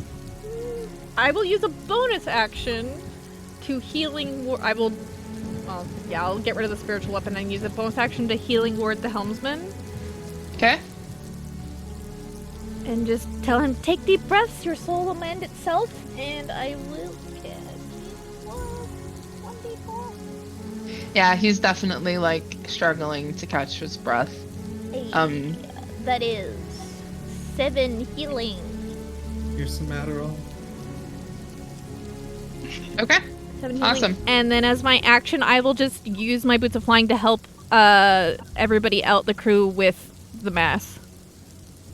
Okay, cool. Flying up and down as I'm needed. It is the ship's turn. All of these rolls are going to be made at disadvantage because the tension of the crew is now split between carpentry and also the normal duties. And I'm adding a roll to this as well. Okay.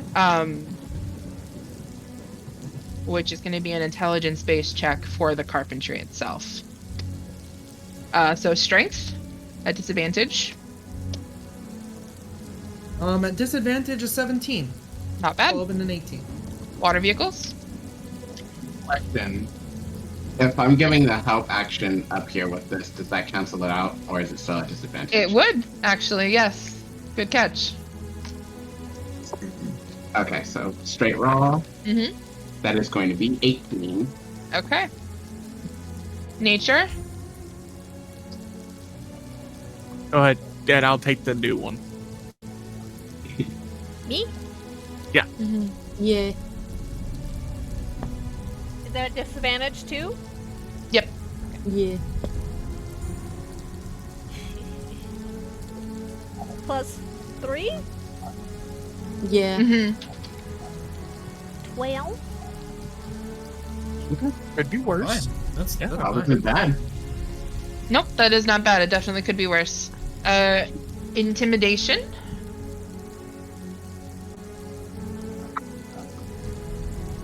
Not great. So 3 and a 4, so that is 9. Okay. Victor's attention is just very, very keen on making sure he's navigating to his best ability, so he is not focusing as much on instructing the crew. Finally, give me an intelligence check with a +4 for the With crew's. disadvantage, correct? Yes. For the crew's use of the carpentry tools to help fortify the mast. Well, that would have been a 17, but a 3, so 7. Okay. So, let me do some averaging here.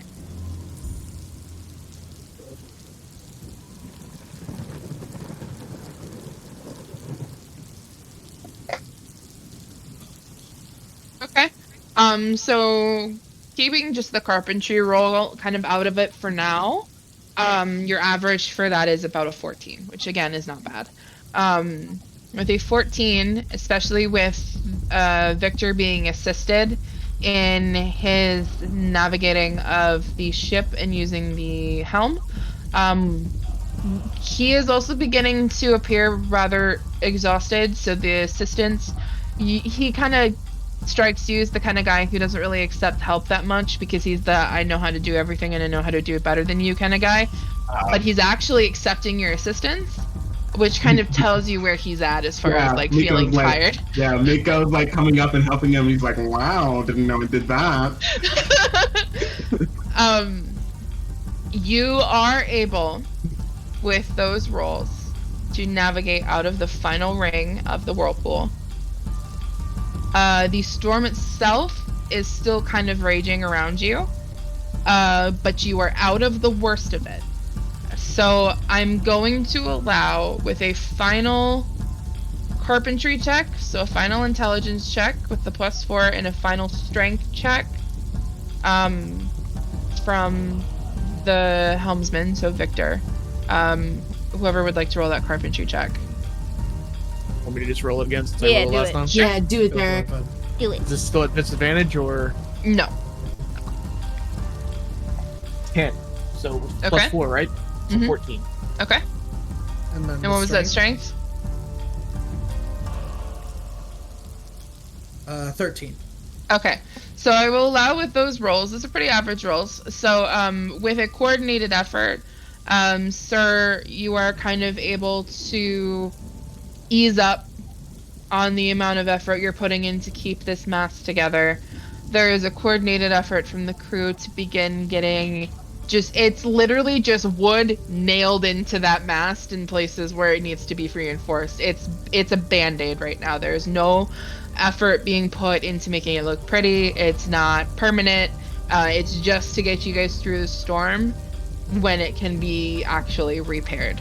But with a coordinated effort of everybody who's on the deck to make that happen, sir, efforts to keep the mast in place until that coordinated effort can be completed, and also Victor and Mico's assistance in continuing to navigate the ship through the storm. I'm going to end the storm's initiative, and you guys are able to act freely. You are kind of out of the thick of it. Tilt my head back and just let my mouth fill with rainwater. I got a picture of that.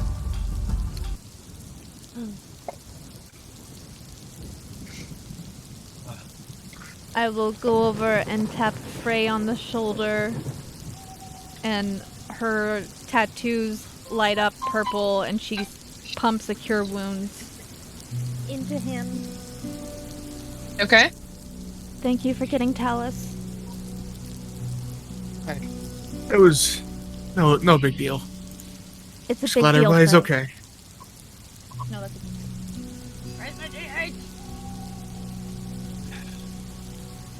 After this roll, do you guys want to take a break now before we get into the thick of everything that happens after the storm?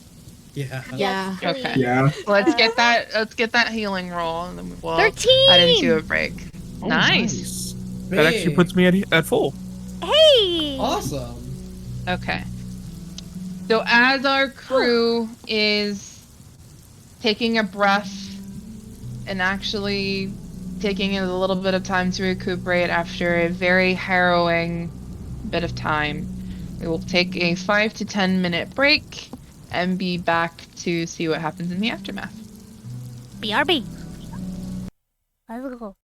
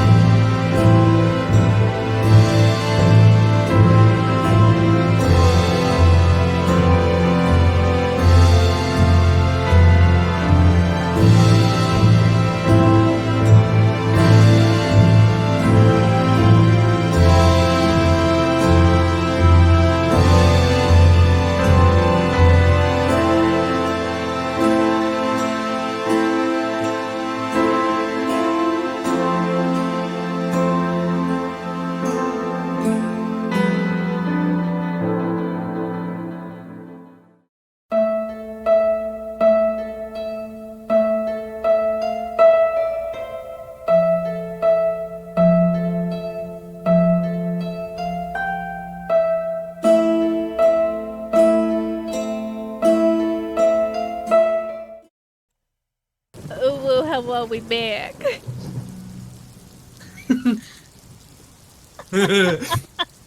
Hello, everyone.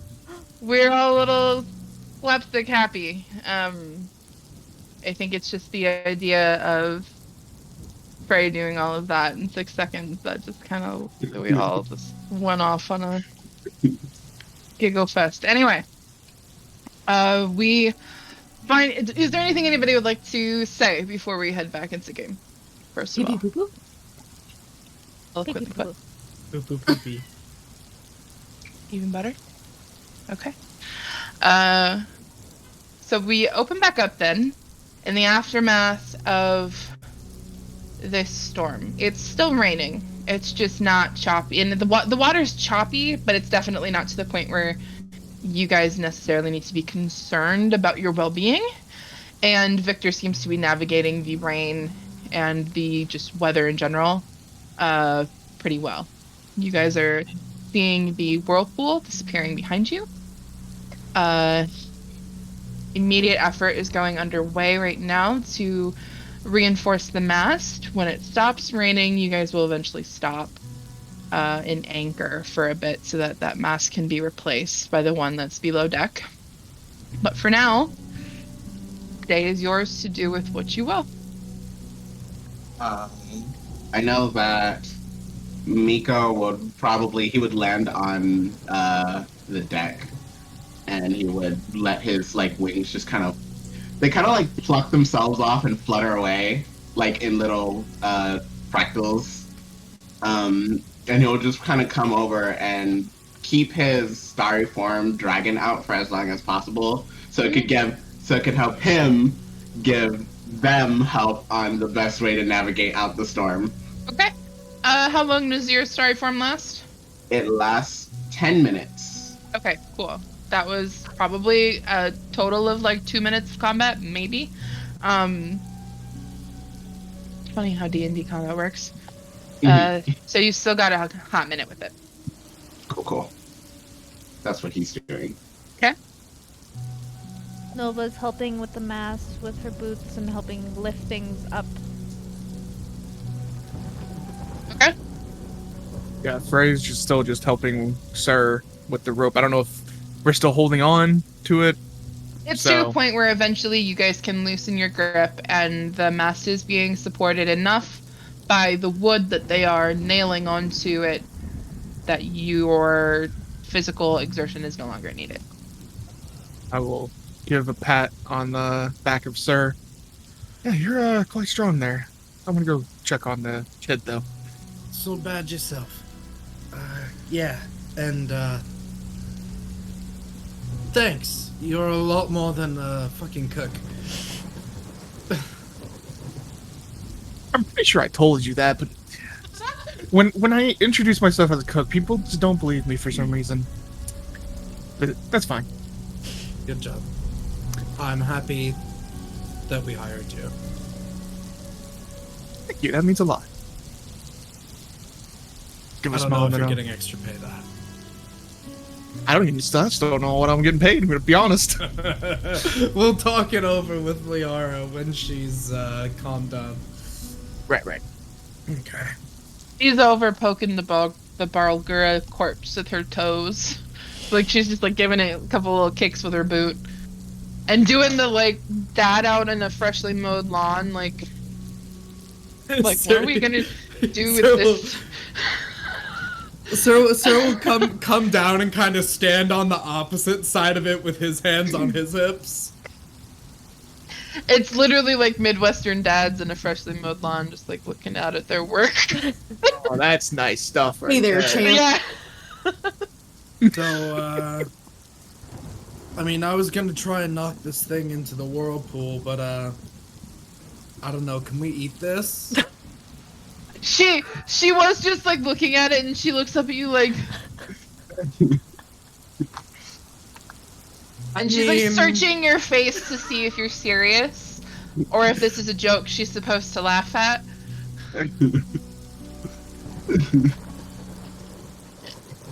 I don't know. Are we tossing it overboard? Yes. Okay. It's a demon. I don't think it's edible. Oh, you Listen. thought it was just a monkey? I said, well, I mean, it looked a little bit more intense than a monkey, but I didn't know it was a demon. At it? I'm sorry. You are the only one who saw the flames, by the way. I mean, it was a monkey that lit itself on fire, so I could assume it was probably some sort of something. I'm sorry, it what? Lit itself on fire, singed my eyebrows, it did. Look! Look! Look! Your eyebrows are... I'm looking! Your eyebrows are perfectly intact. It did not light itself on fire. Look at it. Look at its fur. It's not singed at all. Maybe it was just orange. It's still orange. I know, but like maybe in the moment, the way it was, I don't know, it looked like it was on fire to me. It did something. It was probably some magic. It's a demon. It can probably use magic. It's a fucking giant monkey and it can use magic. It's a demon. demon. Can everyone just, he just kind of goes, can everybody just use magic? As I'm walking away, I can't. Then what did you do? I walk below deck. I mean, he ran straight up a mast and like did a backflip and then like touched Tallice and she like woke up. And that's not magic? What is that? Sorry, hold on. I need to just totally pause the stream for a second. Eli just messaged my fiance Eli, who's in another room, just messaged in a different server and said, okay, Chel is DMing on the stream, and most of what they say is muffled through the door and such, but I just very clearly heard your eyebrows are still perfectly intact.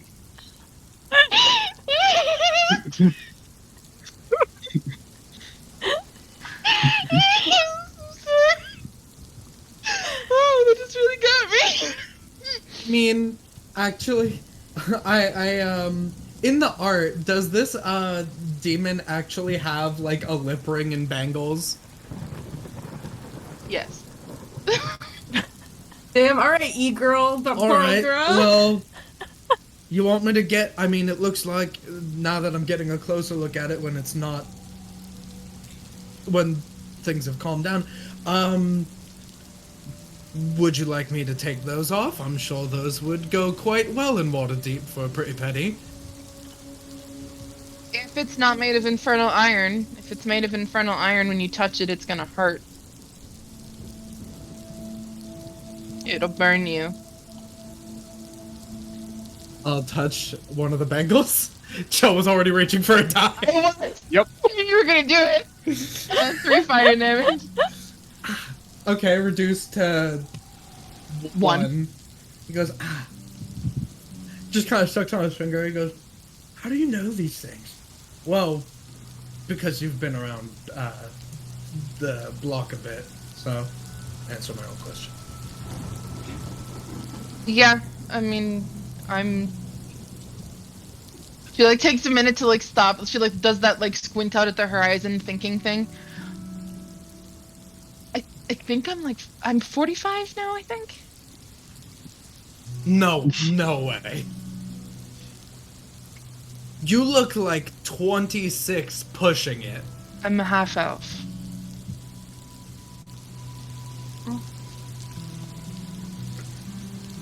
Lucky. I am essentially 26 pushing it in the way you would age. You know, I'm not 26. I mean, I'm a little bit older than that. I think.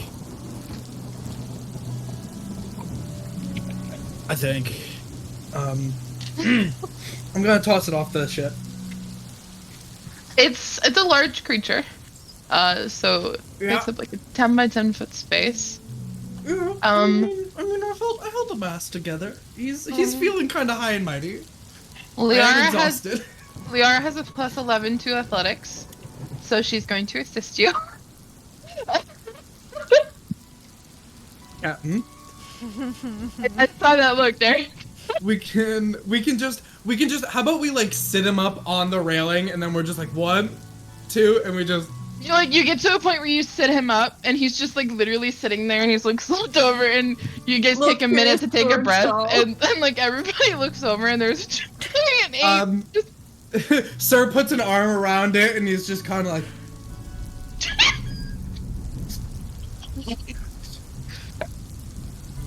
I'm not allowed on the Aura ship anymore. Ace, quit playing with the demon and throw it away! Okay! Sorry, we all cope in different ways.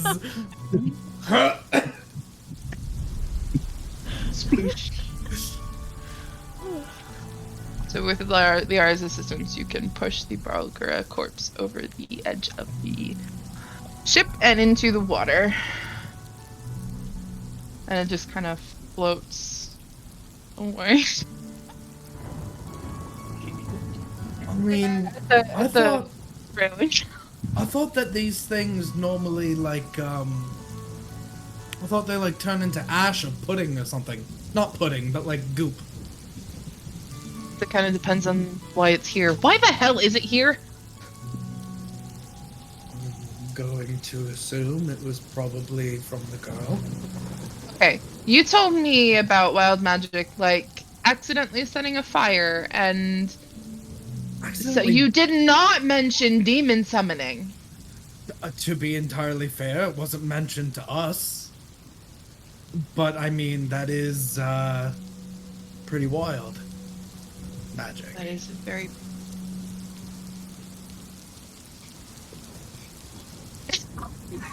You're gonna get slapped. She's just... There is a very small hint of a smile on her face. She seems like she's calmed down. Good.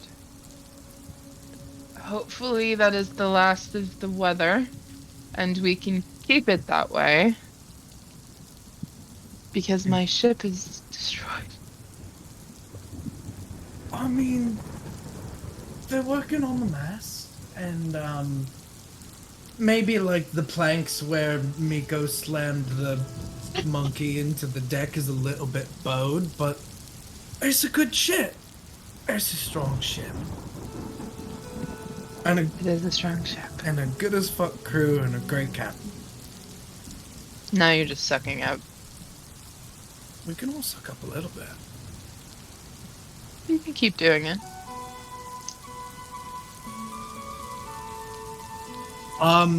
Those swords, handles, impressive. Yeah. I made them myself. No shit. Mm-hmm. How do they work? Magic. But... Yeah, magic. How to explain how they work. I kind of pull my magic from... Easiest way to put it is from the shadows. I can use and isolate shadows to power my spells. And I can use my flute when I choose to manipulate those shadows.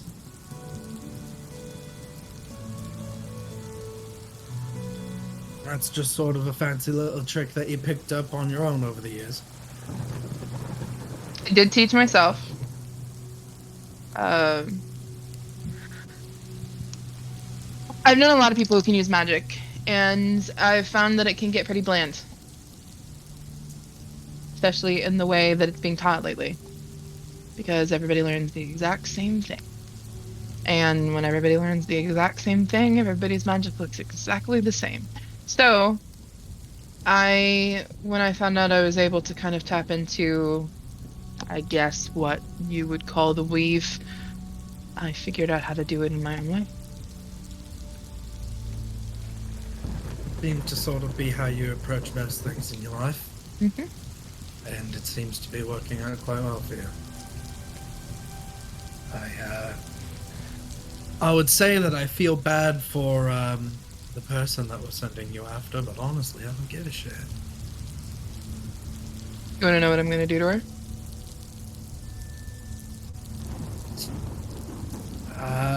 I mean, At least one part of it, because it might. Okay. It might help you. And I was actually going to talk to you all about this. So if you want, why don't we talk about it at dinner? I can tell everybody and we can see what you guys want me to do with it. Why don't we talk about it at dinner, because I probably have something more useful that I should be doing right now. You can get a... Are you sure? Yeah. I mean... Okay, because what I was about to ask you to do is to grab somebody and bring the mast from below deck up here. Can you do that?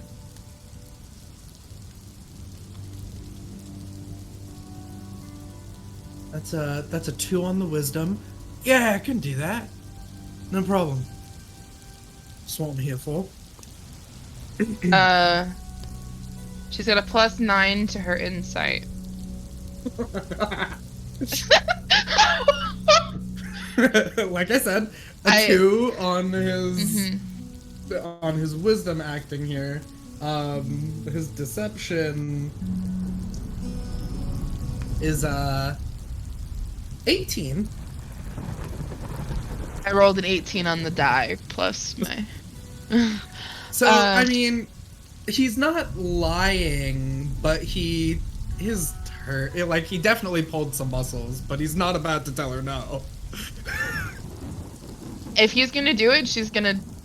All right, go. All right. I need someone that's got a good pair of arms. We need to get the mast up here. Let's go. Got it.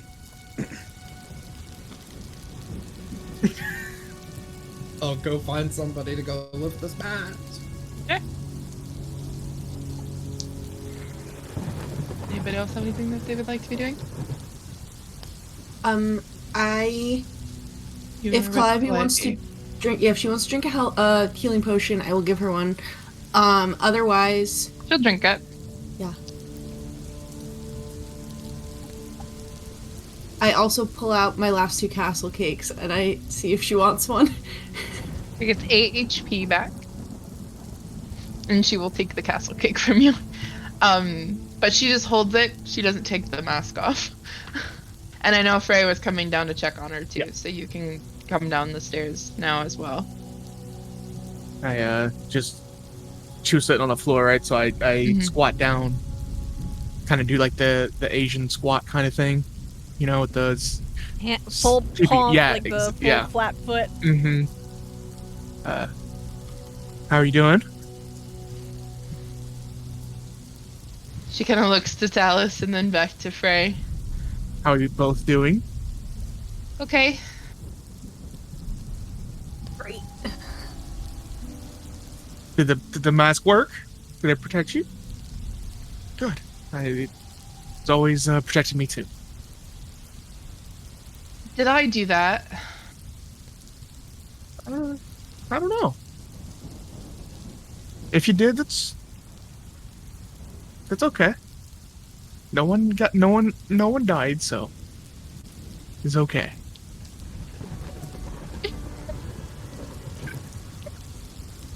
To be fair, she was like being carried down while I was like falling and getting my ass kicked. So did she really see? Yeah, because I was keeping her head to my chest, you know. But like your makeup isn't even smudged that much. Yeah, Tallice is wearing like the tattoo liner, like the KVD brand that just like you can get in a car accident and you wake up in the hospital 3 days later immaculate. Mm-hmm. Accurate. She will take the mask off and hand it to you. Would you like to keep it until we get off the boat? No, that's okay. You sure? If you're going to be protecting the ship, you're going to need it. Well, thank you. I take my mask back and attach it back to my sash that's around my waist. Okay. Are you okay? She looks at Tallice. As she says that while I'm like part way through like getting the alchemy jug out of the bag of holding, and I just like lean into it and I say, "Wine." And I look at her and I say, "Yep, never been better. You know, they say fortune favors the bold, and to be honest, while I don't entirely recall everything that happened, like, immediately after falling, while it was happening, I felt really cool. And my best friend helped me. Who's your best friend? A fairy. There is a fairy on the ship. She's like in charge of like all of the fairies, and like she also controls the wind. And because we were in a storm, I was like, I know that if I fall, I'll be totally fine. And I was fine from the fall. That part was true because she caught me and like broke the fall, but still made it so that like hitting that thing worked really well. It was just when it saw me there, it was like, oh my god, like this girl is like best friends with the fairy, I gotta beat her up. And it couldn't even do that. Like, come on. What was that thing? Ugly. Where's the lie? Actually, I don't know. It was just looked like a giant monkey to me. Yeah, you know, sometimes, here's the thing, Calliope. Regardless of where it came from, like, these things just happen. Like, honestly, definitely one of the weirder things that's happened to us, but also, like, there's still been, like, some weird stuff that's happened to us. So really, like, this is just a day in the life of an adventurer. So stuff like this happens to you all the time. Kind of, yeah. To me. Our house got, like, a fireball exploded in front of it, and, like, a little, like... Then this, like, mechanical person, like, did it and, like, stole stuff, and then we had to, like, chase it down, and then there was, like, these flying purple guys, and, like, we were shooting them out of the sky, and Sir fell off a roof because some lady, like, paralyzed his body. Like, this is just how it is. Sounds kind of exciting. You just Yeah. slowly turn my head to Tallice, like, what the? I wouldn't worry too much on, like, whether or not you did that, because, like, I mean, really, like, that was very scary, and you were very brave, and you're alright. We're all alright. Yeah. Would you And I'm like a having a treat? Yes. Oh wait, you already have one. She's got my castle Yeah, cake. maybe Right. maybe. Why are you trying to step on my territory? I gave her a castle cake already. I just now noticed that. I don't want to step on any toes. Thank you for healing me, Oh, you're welcome. but I'm the master of sweets here. You definitely are. If Liara, like, needs me to, like, help with anything, like, I will, but otherwise, I think Calliope and I are just gonna, like... I mean, I don't know about you, Calliope, but I'm gonna sit here, and I'm gonna eat this castle cake, and I'm gonna have some of this wine, and I'm just gonna, like, breathe, you know? Do some deep breathing exercises. Babysitter that's just done. Can I try some of the wine? You can have, like, one sip, but that's it. I give her the jug. No, it's funny. D&D is about giving kids alcohol. Yeah. She's Girl than like, 18. She likes it. Oh. Hey man, you gotta like just test the palate, see if you like it. Yeah. it's like, I mean, like, for history, like, kids Oh. have always, like, been Especially the on only ships. clean kind of beverage. International Yeah, like, waters. she's having one sip, and we're just vibing. Wine and dinner is common. Could I have some, Tallice? House closes her eyes for a second and takes, like, a big deep breath, and then, like, winces because her ribs hurt. And then, like, opens her eyes and, like, looks up at Frey from, like, and this, like, from under her brow, and, like, hands him the alchemy jug.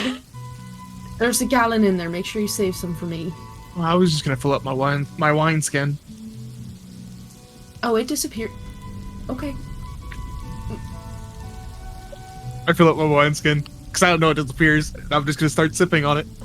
I will also stay here unless someone comes and like says they need my help. So Okay. just kind of hang out Yeah. until I need to go make dinner, of course. But I'm gonna do that. Okay. Sounds good.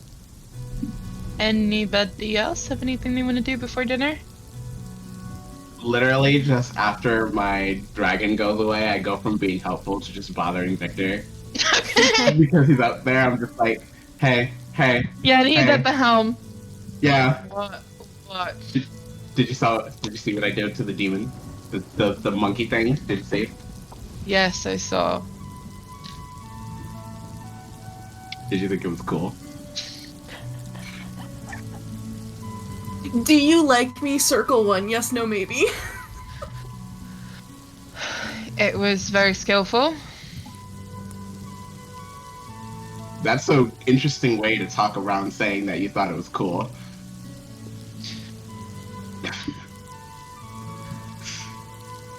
You're letting it drift a little bit too much to the right. He looks at you for a second and he lets go of the wheel to let it actually he will tiredly grab it and turn it back. Great job on telling those people what to do and stuff. You're very loud in a good way. There was a storm that I needed to yell over. It worked. It's my job. Good job. I Thank you. would give you a cookie if I had one, but I don't. I don't need a cookie, thank you. But everyone likes cookies. I'm not a fan of sweets. You are lying. Okay. I don't trust you anymore. I don't trust you that don't like sweets. I don't know what you're up to, but I got my eye on you, and he just slowly moves away doing this. He takes a moment to.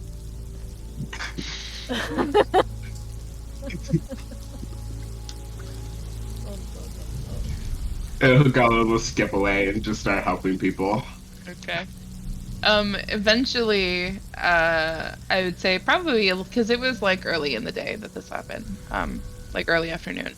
So probably an hour or two before dinner time, you will eventually get to a point where the storm is not so prevalent that the mast cannot be repaired. It's probably drizzling at the very most as far as the rain goes. So the ship will be stopped and anchored, and the actual mast repairs will begin. The mast will be taken down, and it's a process because the rigging needs to be completely retied. The sails themselves need to be retied to the mast itself, and the mast they need to make sure that it is sturdy. So Liara basically says probably spending the night here. I've got a group that's working through the night to get the mast up and ready to go. When you're ready to eat, come and join me in my quarters. I have a dining table in there. And she will go into the captain's quarters. In the time that it took between, the end of our conversations and her saying that, did I get a short rest? Mm-hmm. Cool. Yeah, you may have a short rest.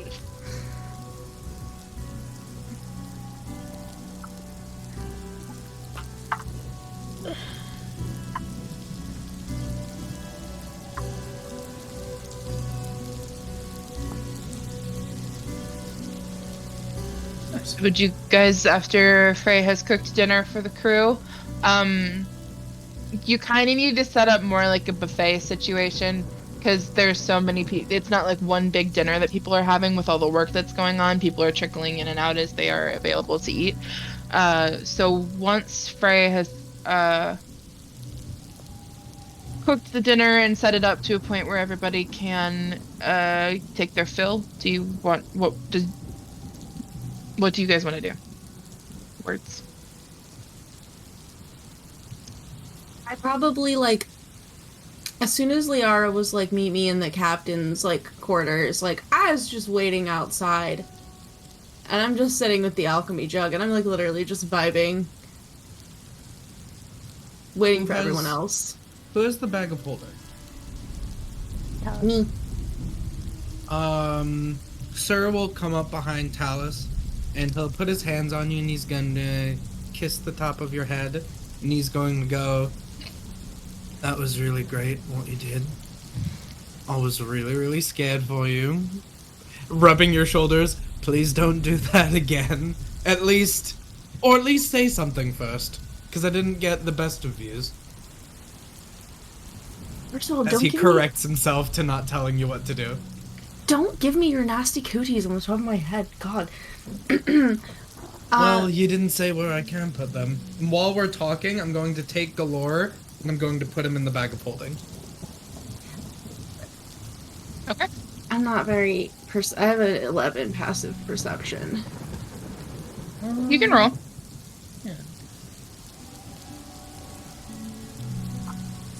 Only a 10 sleight of hand.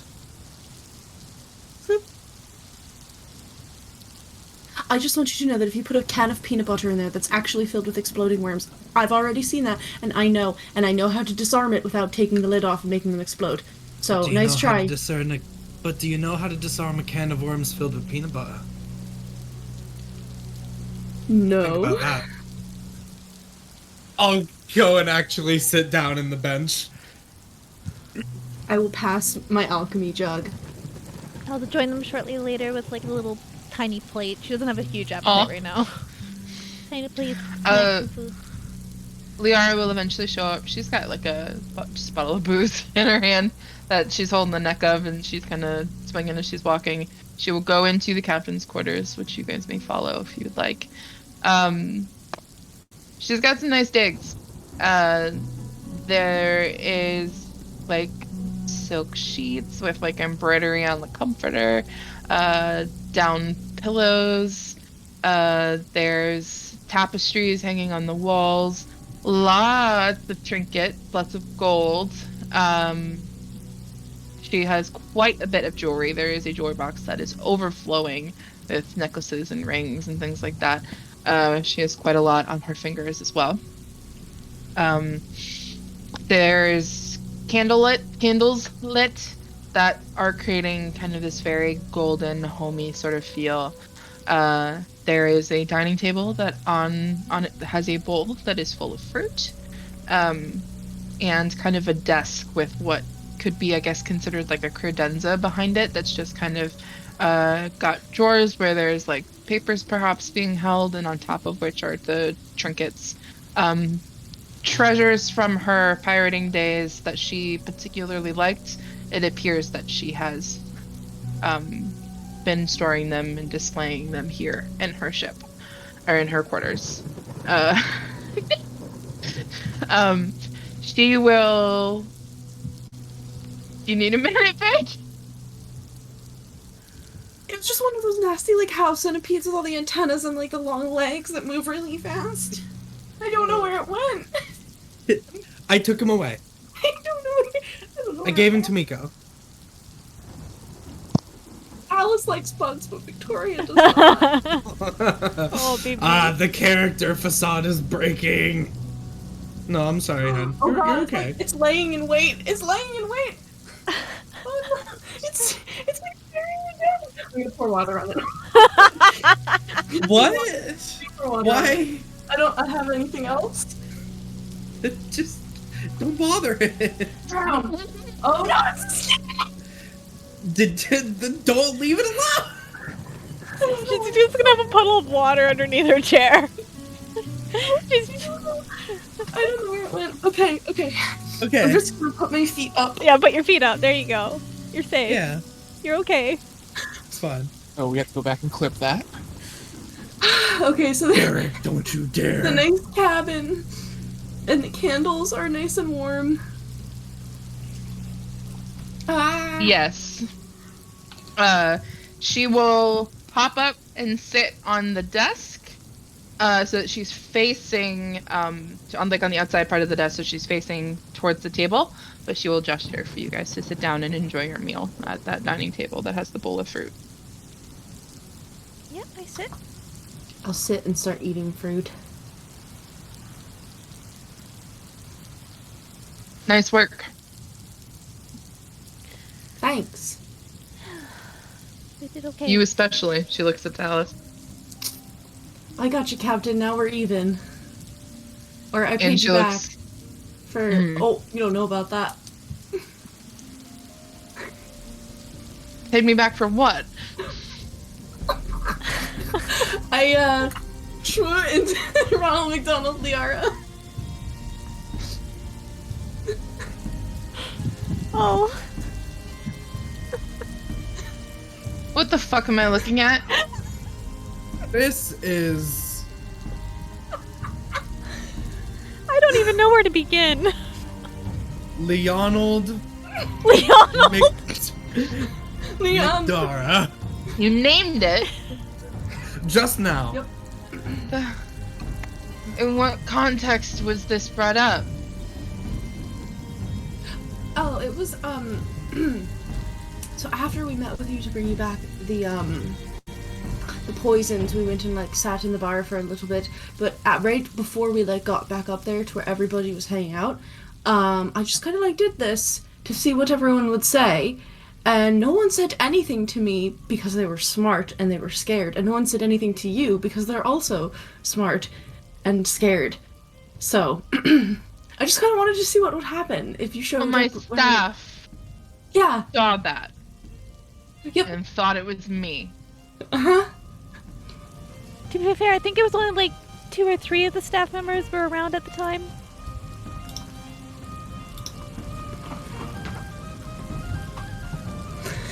Like I said, we're even now.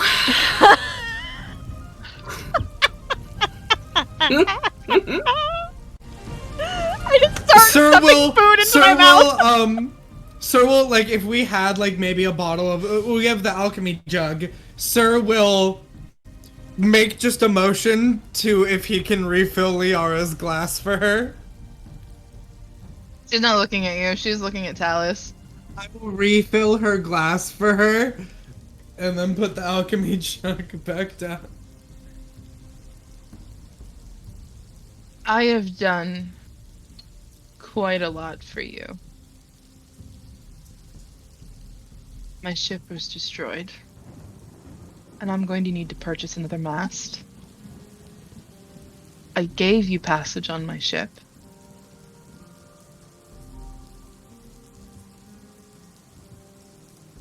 Mm-hmm. I am the one who steals people's faces. If I find out ever again that you have taken mine,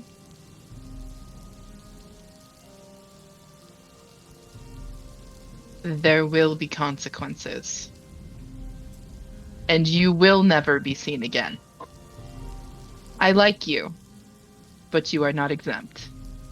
But what if it's like your face with a ton of like clown makeup on it? Like I could go even heavier. What if you need someone to pretend to be you while you go do something else? Then that's my choice. Fair.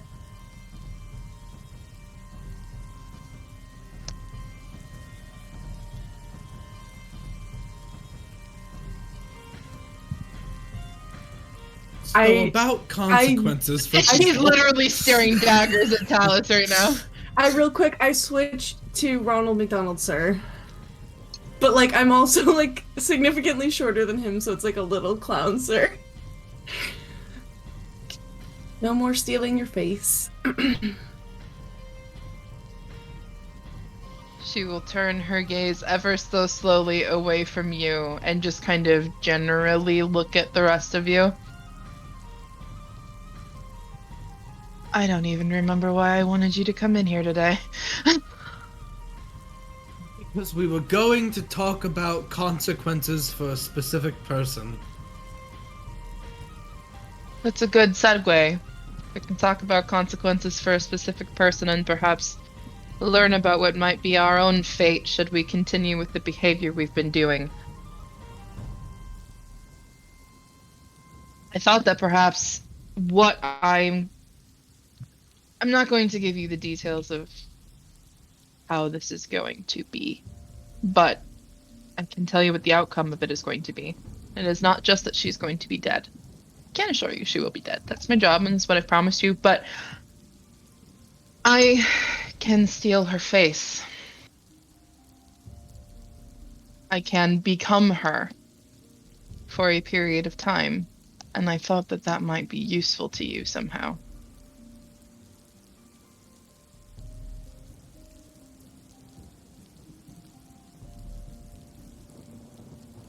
Did we, out of character, did we know that this was her skill? Okay, so that's... Okay. We knew she was very good at killing people. Mm-hmm. And getting away with it. So that's what you mean by you're the one that steals people's faces. Mm-hmm.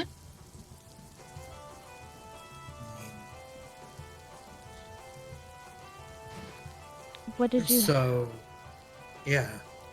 What did you have in mind? Like... When I kill her, I can take her shadow.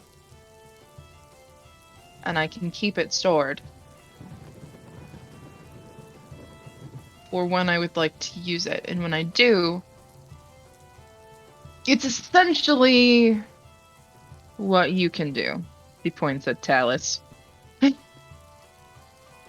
Just a bit more Cephia. I do sinister. I have to kill someone in order to take their shadow. I can't just take anybody's shadow, and when I do, I can become them for a period of time. I figured that because doing so also gives me enough insight into their own knowledge to pass off as them. So I get insight into their personality and the things that they know. I can pass myself off as her to her compatriots and perhaps find out some information for you. How long would that Would you know if- last? An hour. Ooh, that's cutting it. Would you know close. if she was going to like have any like meetings, or like if you would know like who her acquaintances were? Yep, and I would know exactly what to say to them in order to get them to believe that I am her. Stealing her shadow gives me not necessarily memories. It's not super extensive, but it's enough for me to be able to make them believe that I am her. So you can like hold it and you have all that information, but you can't actually become her. You choose when that happens, and then you have an hour. Yes. Yes. So you can like kill her, know everything that she knows, then wait like 3 days. Yes. Oh, No, that's right. 1 day. 1 day. 1 day. It's a long rest. Oh, okay. It sounds like an extension of what I can do as well. I can take practice and skill away from people and retain it for myself, but I can only do it for 10 minutes. Essentially, except it's more than one thing, and I also look like her. Yeah. It's I incredible. wanted to let you know that that was something that was going to be... I was going to do it anyway. It's all a part of my process. But I could use it to your advantage. And Oh, I mean, you think Cephia might know what are in those places that Bramble told us, the parts of the house? That there's the office, the basement, and the attic? Was that what it was? Do we think That that sounds Cephia right, would yeah. know that about like, what's in there? Could get into them? Was Sophia involved? Like, do they know each other? well, that's what I was about to kind of bring up. There's one person that we need to figure out whether he's involved with these people or not. Who? Victoria. Oh, right. Because you do your homework. One second. Are Frey and Mico clearly acting confused? Oh, did they? I don't think they're I there. didn't think we were there. I was Yeah, just- I didn't yeah, think we I were was there. just I figured this was Okay, like I just wanted to make sure before we continued. Yeah. They can press the air up to the captain's quarters, I'm sure, but Wait, so I'm in the kitchen. Okay. We know that Cephia is like an Asmodeus cultist. Yeah. We're trying to Yes. figure out if Victoria, like confirmed, is also one of those. part of the same cult. So, because all we've done with Victoro, here's I what thought we we got, already- right? we did legend lore on him. Right. Oh yeah. The thing is, he fucked up. Yeah. We have a lot of evidence to prove it, but we don't have the nail in the coffin. And what Sir is basically suggesting is this. Liara does her homework on people. If she can find out before Sephia is dead that she is meeting with someone that may be like Victoro under a code name or something, if she can get the idea or at least a strong enough belief that those two would be someone that's meeting, Liara can go to the party as Sephia. Means you need to wait to do the kill until the day before the party. Yeah. She'd have to time it just right, but who else is going to be able to do that? Yeah, then she'd be able to like get into his office and like see what he has in there. And she can also just have a meeting with him and get it straight from him, or distract him, pull him to one place so that we can check out others. I mean, Yeah. she could be in. Yeah. But she That's has a good 1 idea. hour. You don't have to tell me now. It can obviously be something that you guys discuss. It's a very powerful hour.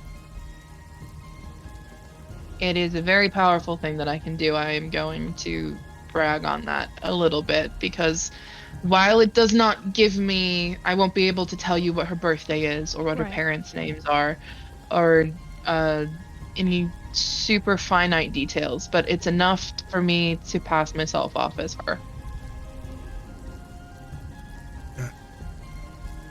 We could figure out like why they want, because they were hold on, okay. Sephia was looking for the Sephia had the stone, and then she was bringing Sephia it to had the that stone at some point. she was bringing it to that old guy. Mhm. And then the old guy went and like was at the bar, and then we had the thing happen with Doppelganger. with the doppelganger. Yeah. Yeah, she could help us like connect all the dots. She has personal vendetta against us because it was during her handoff we got the stone. That also well, actually, how... Here, I'll just ask it in character. So, how far back to the... Like, do you get, like, her thoughts, her memories? How far back does it go?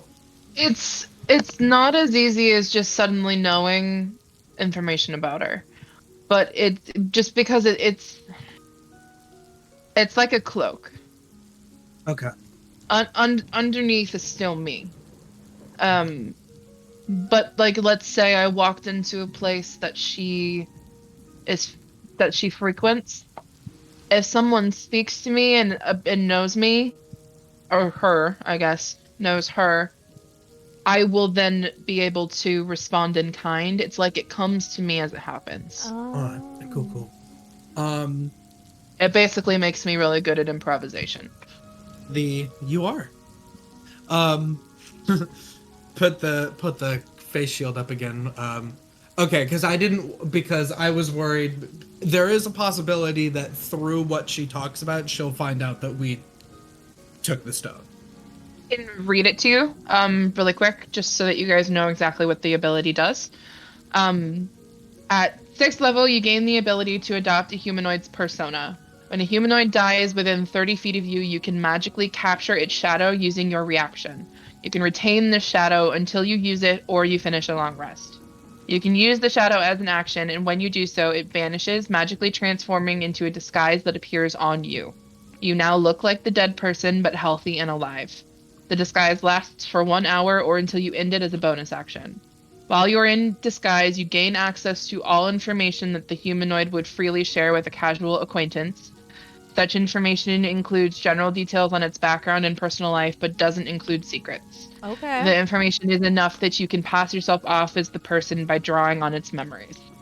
Another creature can see through this disguise by succeeding on an insight check contested by your deception check. You gain a +5 bonus to your check when doing so. She has a +15 to her deception. So it becomes +20. So it would be a +20 to a roll. Once you capture a shadow with this feature, you can't capture another one until you finish a short or a long rest. And I can send a screenshot of that in the chat for you guys. Because what I'm thinking is, through just researching when the best time to kill her is, see if she's possibly going to that party anyway. Okay. And then Liara shows up to the party instead. And she dies before she ever even gets there. Okay. Yeah. Because then we're there and Liara's there. I mean, we have message spells. And she can either pull Victoria away, talk with Victoria, possibly Liara go has places where we message, too. can't. Yeah, so she can keep us updated. She could basically keep him Occupied. locked down. Yeah. And if we have someone who can turn into a mouse, that also helps. Derek and Graf, if you guys have insight, you guys can chime in as well. Just because your characters aren't here, it doesn't mean that your insight is not valuable. So, how I'm basically handling this situation is, I'm trying to go into it like with as clean mind as possible. So, how Mico would be going into this party is basically dictated about how you guys approach him with things, because me and Chel have been talking about stuff like a little bit before I knew I was supposed to come in, because we were just talking. So to not metagame that, it's what he brings to the party is dependent on how much you trust him and tell him to bring, because he's not going to bring a spell that he's not supposed to know that would be helpful. That's fair, and I trust you not to metagame. That's valid. Turning into a mouse or a bug or anything like that is easy peasy for him if you asked him to do it. He could. Of course, he can't communicate with anybody like that unless you're communicating with him first, Right? Because he doesn't have any psychic. Yeah. If abilities. If you're in your wild shape and someone casts a message spell on you, you would be able to communicate with them, but you can't do it to them. They just have to do it to you. Nova can mind I link, can mind right? link with you. And it lasts for half hour, an hour. There's You actually can mind link or yeah. I think if we were all having this conversation, basically bits and pieces of this in character, Sure, in the cabin, I feel like this is actually something that I wanted to talk about in character. So it's a good segue. I will bring up,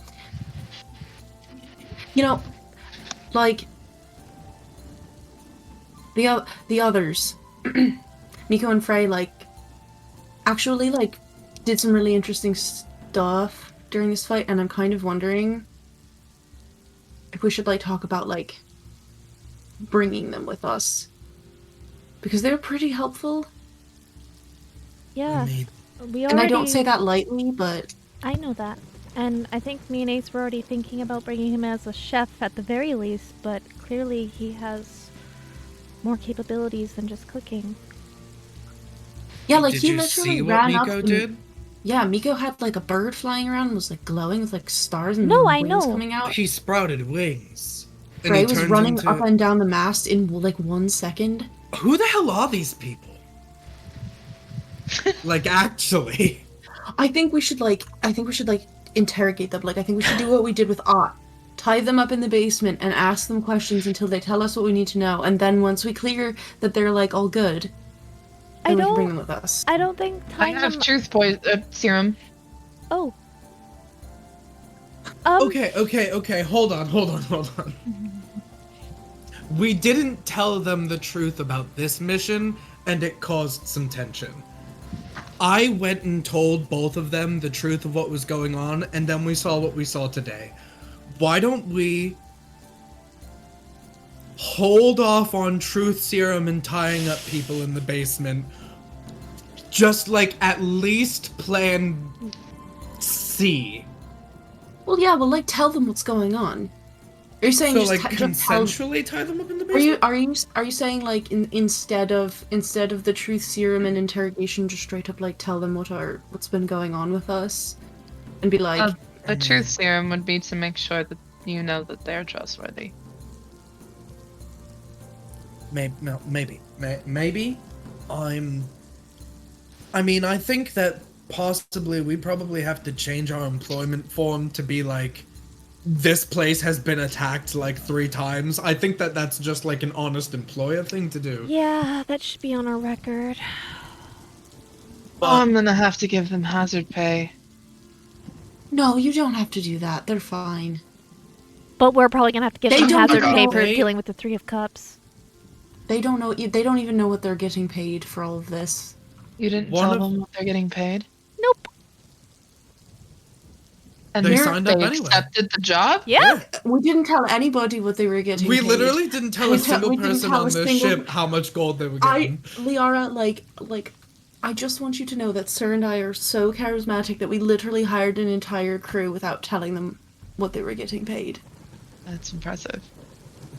Thank you. But I think that what they did today, good work means getting coin.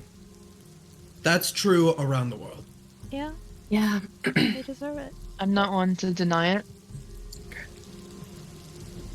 But yes, I mean, we've got, when we touch down in Waterdeep, depending, might be off by a day because of the repairs.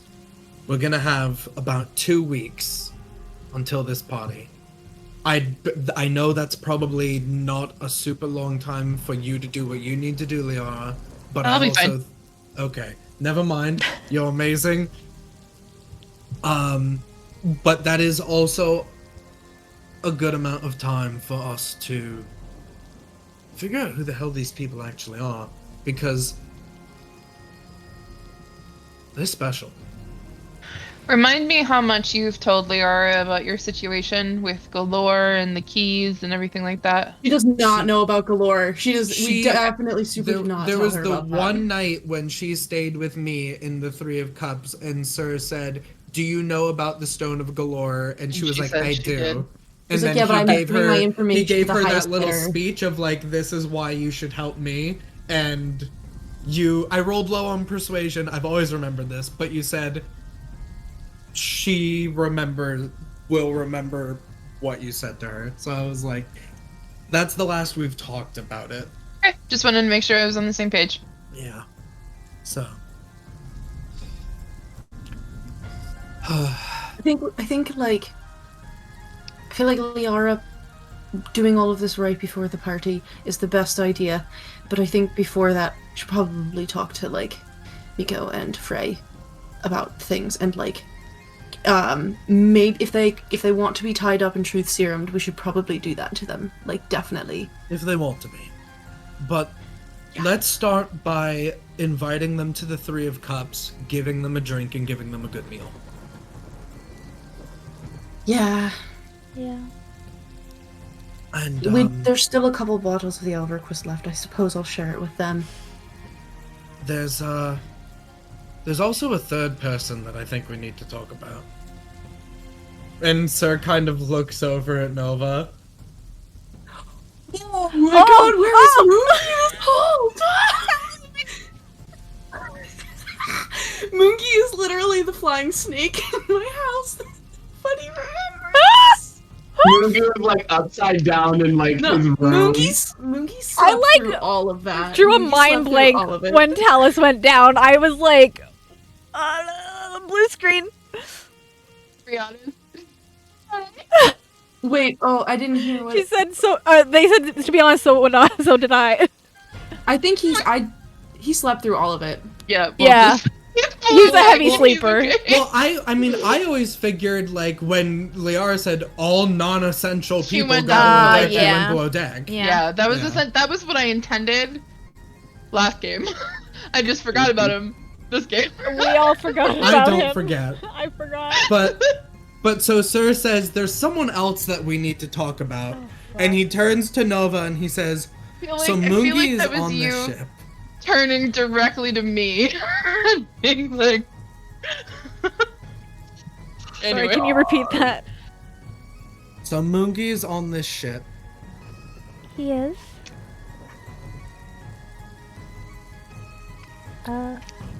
Apparently. Is he staying with us? Maybe for a little while until he figures out what he's doing. I know that he's coming on behalf of his father to Waterdeep for business, but I don't know how long he's gonna stay or what he has planned. But yeah, I'd like him to, well, now that I think about it, it might be safer for him to go into a tavern. We're talking about all this hazard pay for the Three of Cups. It's probably not very safe to stay there. What if he stayed with Raynar? Ooh, that's a good idea. I feel like Raynar could also use a buddy. Like, he's been like... He has had no friends with us gone for like how many days now? Like, he's probably so lonely. I think that Frey mentioned that he has a place in Waterdeep. Oh, that's true. Yeah, we have a couple options. Yeah. But I think that there's a couple people that we need to talk to. Yeah. Honestly. I mean, I just think, talking... Consensual truth serum and a debrief of, like, our situation to an extent would be probably, like, the first thing to do right now, right? I don't... Yeah. And I think that we should all thank them for going far beyond what a navigator and a cook are supposed to do on the ship. Absolutely. And invite them to the Three of Cups. Yeah. But as far as the murder goes... As far as the murder goes, I think that plan is good. So you want me to kill her right before this party that you guys have? Yeah. I mean, So in your homework, see if maybe she has any connections to Victoria. So you are indirectly asking me to stay for 2 weeks in Waterdeep. We have an extra room. I mean...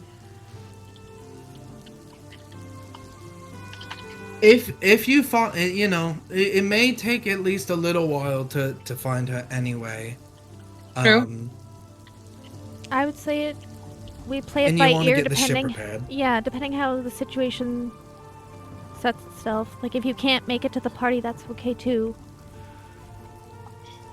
Well, it's all going to depend on what I find. Right. If she has nothing to do with the party, then this whole plan changes. Exactly. Yeah. I agree. Either way, yes. Just if it ends up just being that she gets out of our hair, then that is a victory, and anything else is just cream on top. If you need a place to stay for 2 weeks, Liara, we wouldn't just leave you on the street. Like, you can just come up to the other room in the attic. If you don't want to come to the front door, then climb up through the tower and go through all of my little plants and just go through my room and then just go across the hallway and there's another room there. Raynar stays there when he's drunk. I don't need Across a the place to room, stay. across your room is my room. Wait, I thought... I'm just forgetting the layout. Then you go up the stairs. You go up the stairs. Sorry, I've had like half I thought of you were this... just sending her directly to my room. I No. wouldn't be opposed to that. I've had half of this jug of alchemy and I'm... You just go up the stairs and find a place to sleep. There's other rooms. I don't need a place to stay. I have my own estate. Well, it's not my estate, it's my father's estate, but... He's dead. He's not there. It's abandoned. They're just Out kind of of like... character, we knew that because of the stone. Why are we friends with a whole bunch of people with fathers that owns estates? Well, he doesn't anymore. He's dead. Got that right. Why did the whole air in the room change? You know, It just I don't seem like made the a time to talk joke. about your dad. Yeah, well, that too. I made a joke one time about Sir's mom being dead, and everyone got all like, "Oh!" I'm like, she's not. She doesn't care if she's dead. Sometimes people just like they get very serious about it, Liara.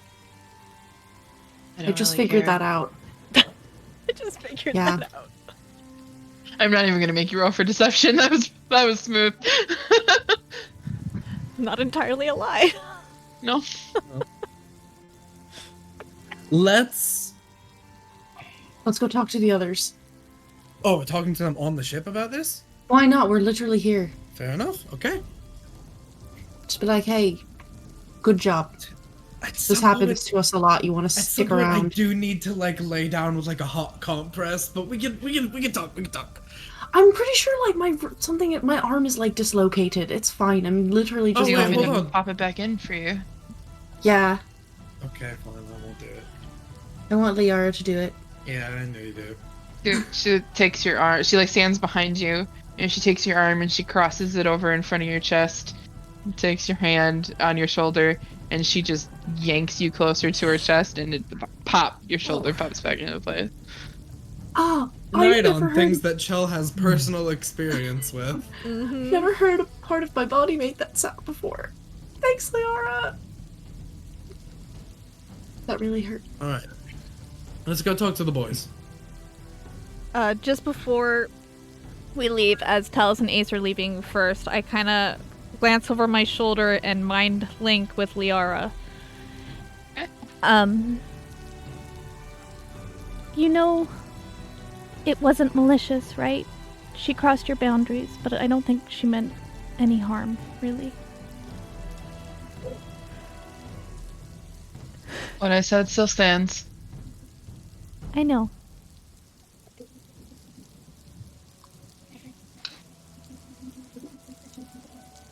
I follow.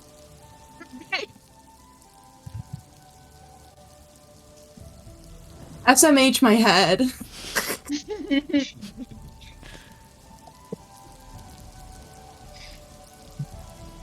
Victoria's like, let me leave a trail of disgusting, horrible mess.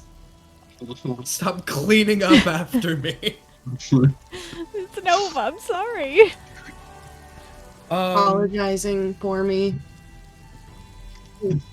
I go to find. I didn't apologize for you. Oh, okay. How about this? One of you get Frey, one of you get Moongi, and I'll get whoever you don't pick. I'll get Moongi. Why don't you go get Mico? Okay. I'll go get Frey. I didn't know I was a choice. He's like that. Damn. We collect everyone.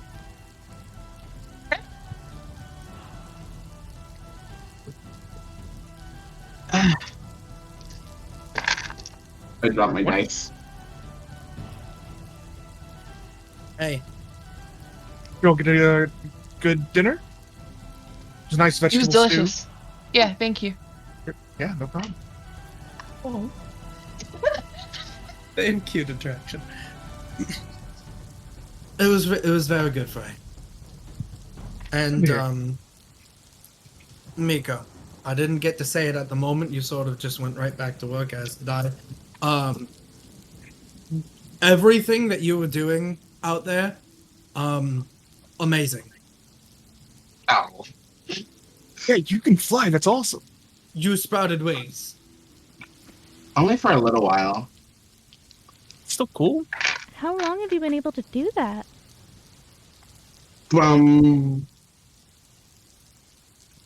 Since I was a teen, I don't know. I would go into places and not be able to get out, and then one day I was able to get out. It kind of works.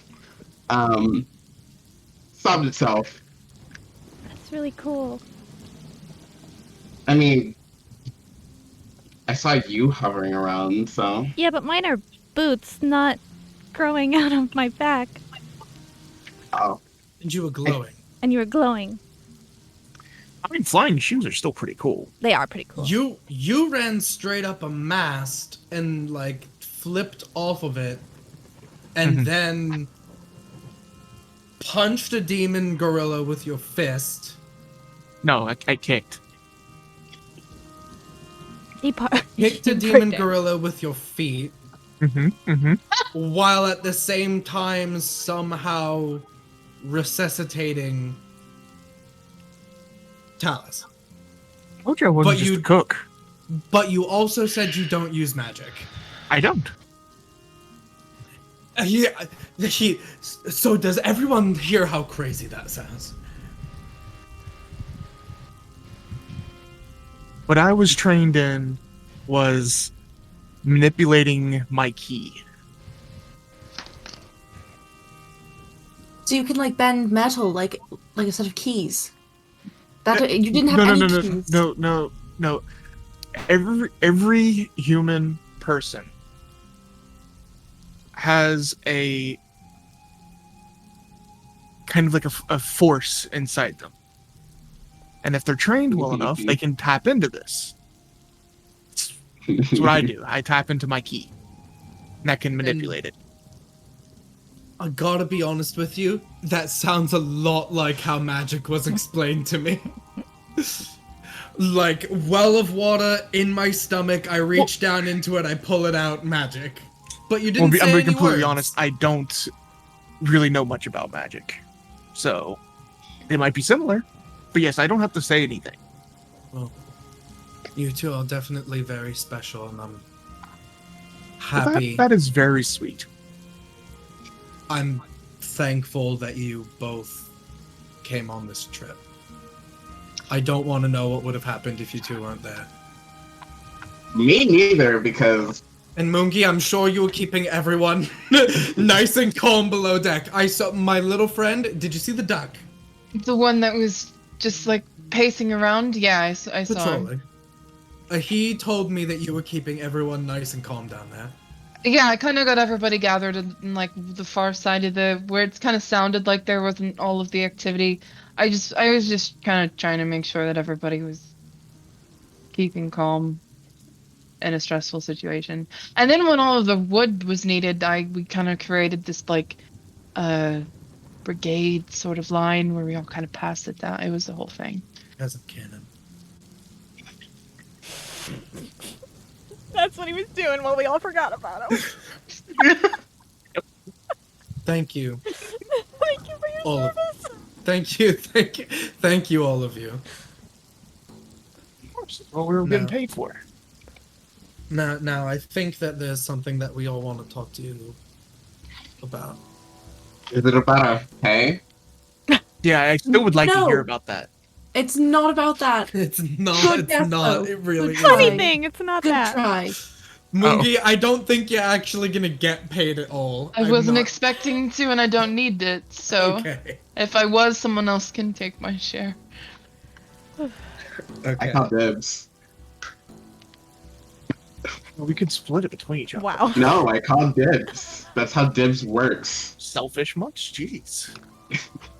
The point, Anyway, here's the thing. So that, like, creatures like apparating out of thin air and like ships like blowing up, and people falling down as they get their bodies like pulverized, happens just like not like every day, but like one of those things usually happens to us like every so often. Yeah, you were saying that in the hallway. Nova was telling me that things have been kind of dangerous. Hmm. I think So it'd be really nice to like have people around who can like run up and down stuff and fly around with like star wings. I am very well trained in swordsmanship, and I could have been of some assistance had I not need. Your swordsmanship. We don't want this man to feel emasculated. Monkey, I'm going to put my hand on Moonki's shoulder and I'm going to say, Moonki, from a man with a sword to another man with a sword, we have our place. I also learned magic, but I'm mostly. But you have the magic of money. That's true. I mean, it's my dad's money, but I can So poor. spend it however you want. I'm so poor. So we're Druid asking vampire Moogie powers, to be a daddy's sugar daddy. credit card. Is your sugar daddy now? Is he the Sugar one daddy sugar by daddy? proxy. He's literally We don't sugar have to. daddy We don't by have to feel proxy. bad asking Raynar. We have 2 little rich sugar boys. We're just saying. The point is, like, do you want to like be around like stuff happening? You know, like in Waterdeep. We're Yeah. not paid. You're not getting paid for that, other than the money that we find. I got to slam an ape into a ship. Is there gonna be more slamming of apes into ships? With our track record, probably. And, Probably. sometimes we help people. To be Fair honest, enough. what this sounds like is you're asking if we want to be friends with you. Do not get ahead of yourself. That sounds. We're not getting paid to do this. You're asking for us to hang around with each other. If you If we don't mind the danger. Yes, I would like to be friends with you all. Hold on, no. Hold on, listen. All right. If you want to be friends with us, Yeah. there's something that we need to do first before I'm not you are signing allowed. another death pact. I mean, I will sure, let's sign it again. I don't think anything was gonna happen anyways, but let's do it. No, you both have been released from the Death Pact. Okay. The terms of the Death Pact were completed, and now you can talk about the thing that I told you not to talk about. I was going to say, there's something that we need to do beforehand. Sir, get out the portable hole. What? Do I have it or do you have it? You gave it. I asked I you give to it back give to it you? to me when the storm. Yeah. Okay, I'll remember. So Sir's like, oh, really? Yeah, put it on the ground. Wait, it's filled with water, No. isn't it? No. It did not. It did not. I never used it for that. I'm actually going to put it up against the wall, like we did at the Three of Cups. Mhm.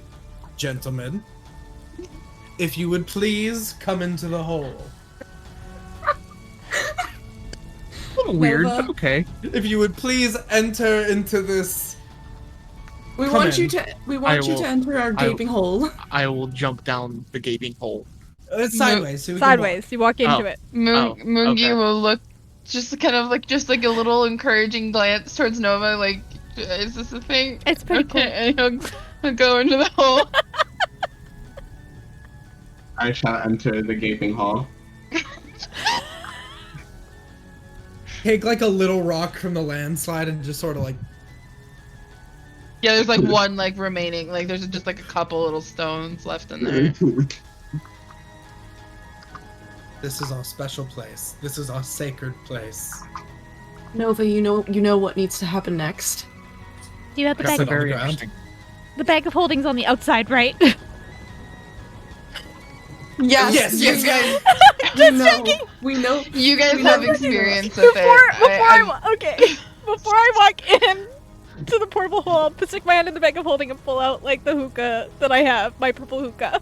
Is that herbs? Got a hot box. We hotbox the portable hole with anybody who wants to hotbox it with us. Okay. Awesome. We also do brunch. This is how we became friends. Oh, Mimosas, Well, I can whip brunch. up It some literally brunch. is. Yep. I could whip up some brunch if you all want me to, real fast. Do it. If that I would mean, help. I mean, we just had dinner. No, We just, did just have the dinner. It could be a small brunch. I don't think brunch comes after dinner. That's not Sure how it time does. works. Nah, put a if you- pin. if- Put a if pin you in the wanted to. brunch. Okay. Just enjoy this experience of this hole. Sounds like you're trying to make this sound a little bit sexual. Gonna be honest, but it's fine. Look, we're all just enjoying our time in the hole together. No, definitely. with that, I think that is a wonderful place to end for the night, Welcome to the Three with of Cups. everybody inside the gaping hole. Does Next anybody have tavern's name. the gaping hole? I'm Episode gonna put title. that in the game now. The yawning portal, we buy that, we rename it to the The gaping gaping hole. Hole. Turn-in is going to be like, You wouldn't have to change a damn thing about it. You can just leave it as is and just call it the gaping hole. Maybe we Tales from the gaping hole. we don't even have to buy it. We just give Dernan enough money to convince him to let us repaint the sign. We just repaint the sign. Yeah, we just do it You without just do asking. it. You just don't even say anything to him, and he'd be so mad. I know. Okay. Miara did it. Yeah. Any other closing remarks? Don't forget to check out Little Dragon Corp and Cardboard Castle games. Hell yeah. Check out our Discord. Follow, subscribe on YouTube. All the stuff. Watch Kristy tomorrow. Hell yeah. Play Mass Effect. Yes. Catch all of us next week, I believe, for our Wildemount campaign, where Derek takes the DM seat. It's very fun. We're on a boat there too. Yeah, we are, aren't we? We're We just on a got boat. off the Yeah, boat. you Oh, we just got off the boat. Sorry, just got off we're the boat. You fought plant we're things oh last week. fudge those things. But yes. Okay. When you are attempting to take a 60-foot swan dive onto a giant demonic ape with your pimp cane, make sure you add your proficiency bonus. Hey. We will see you guys next week. Love you, bye.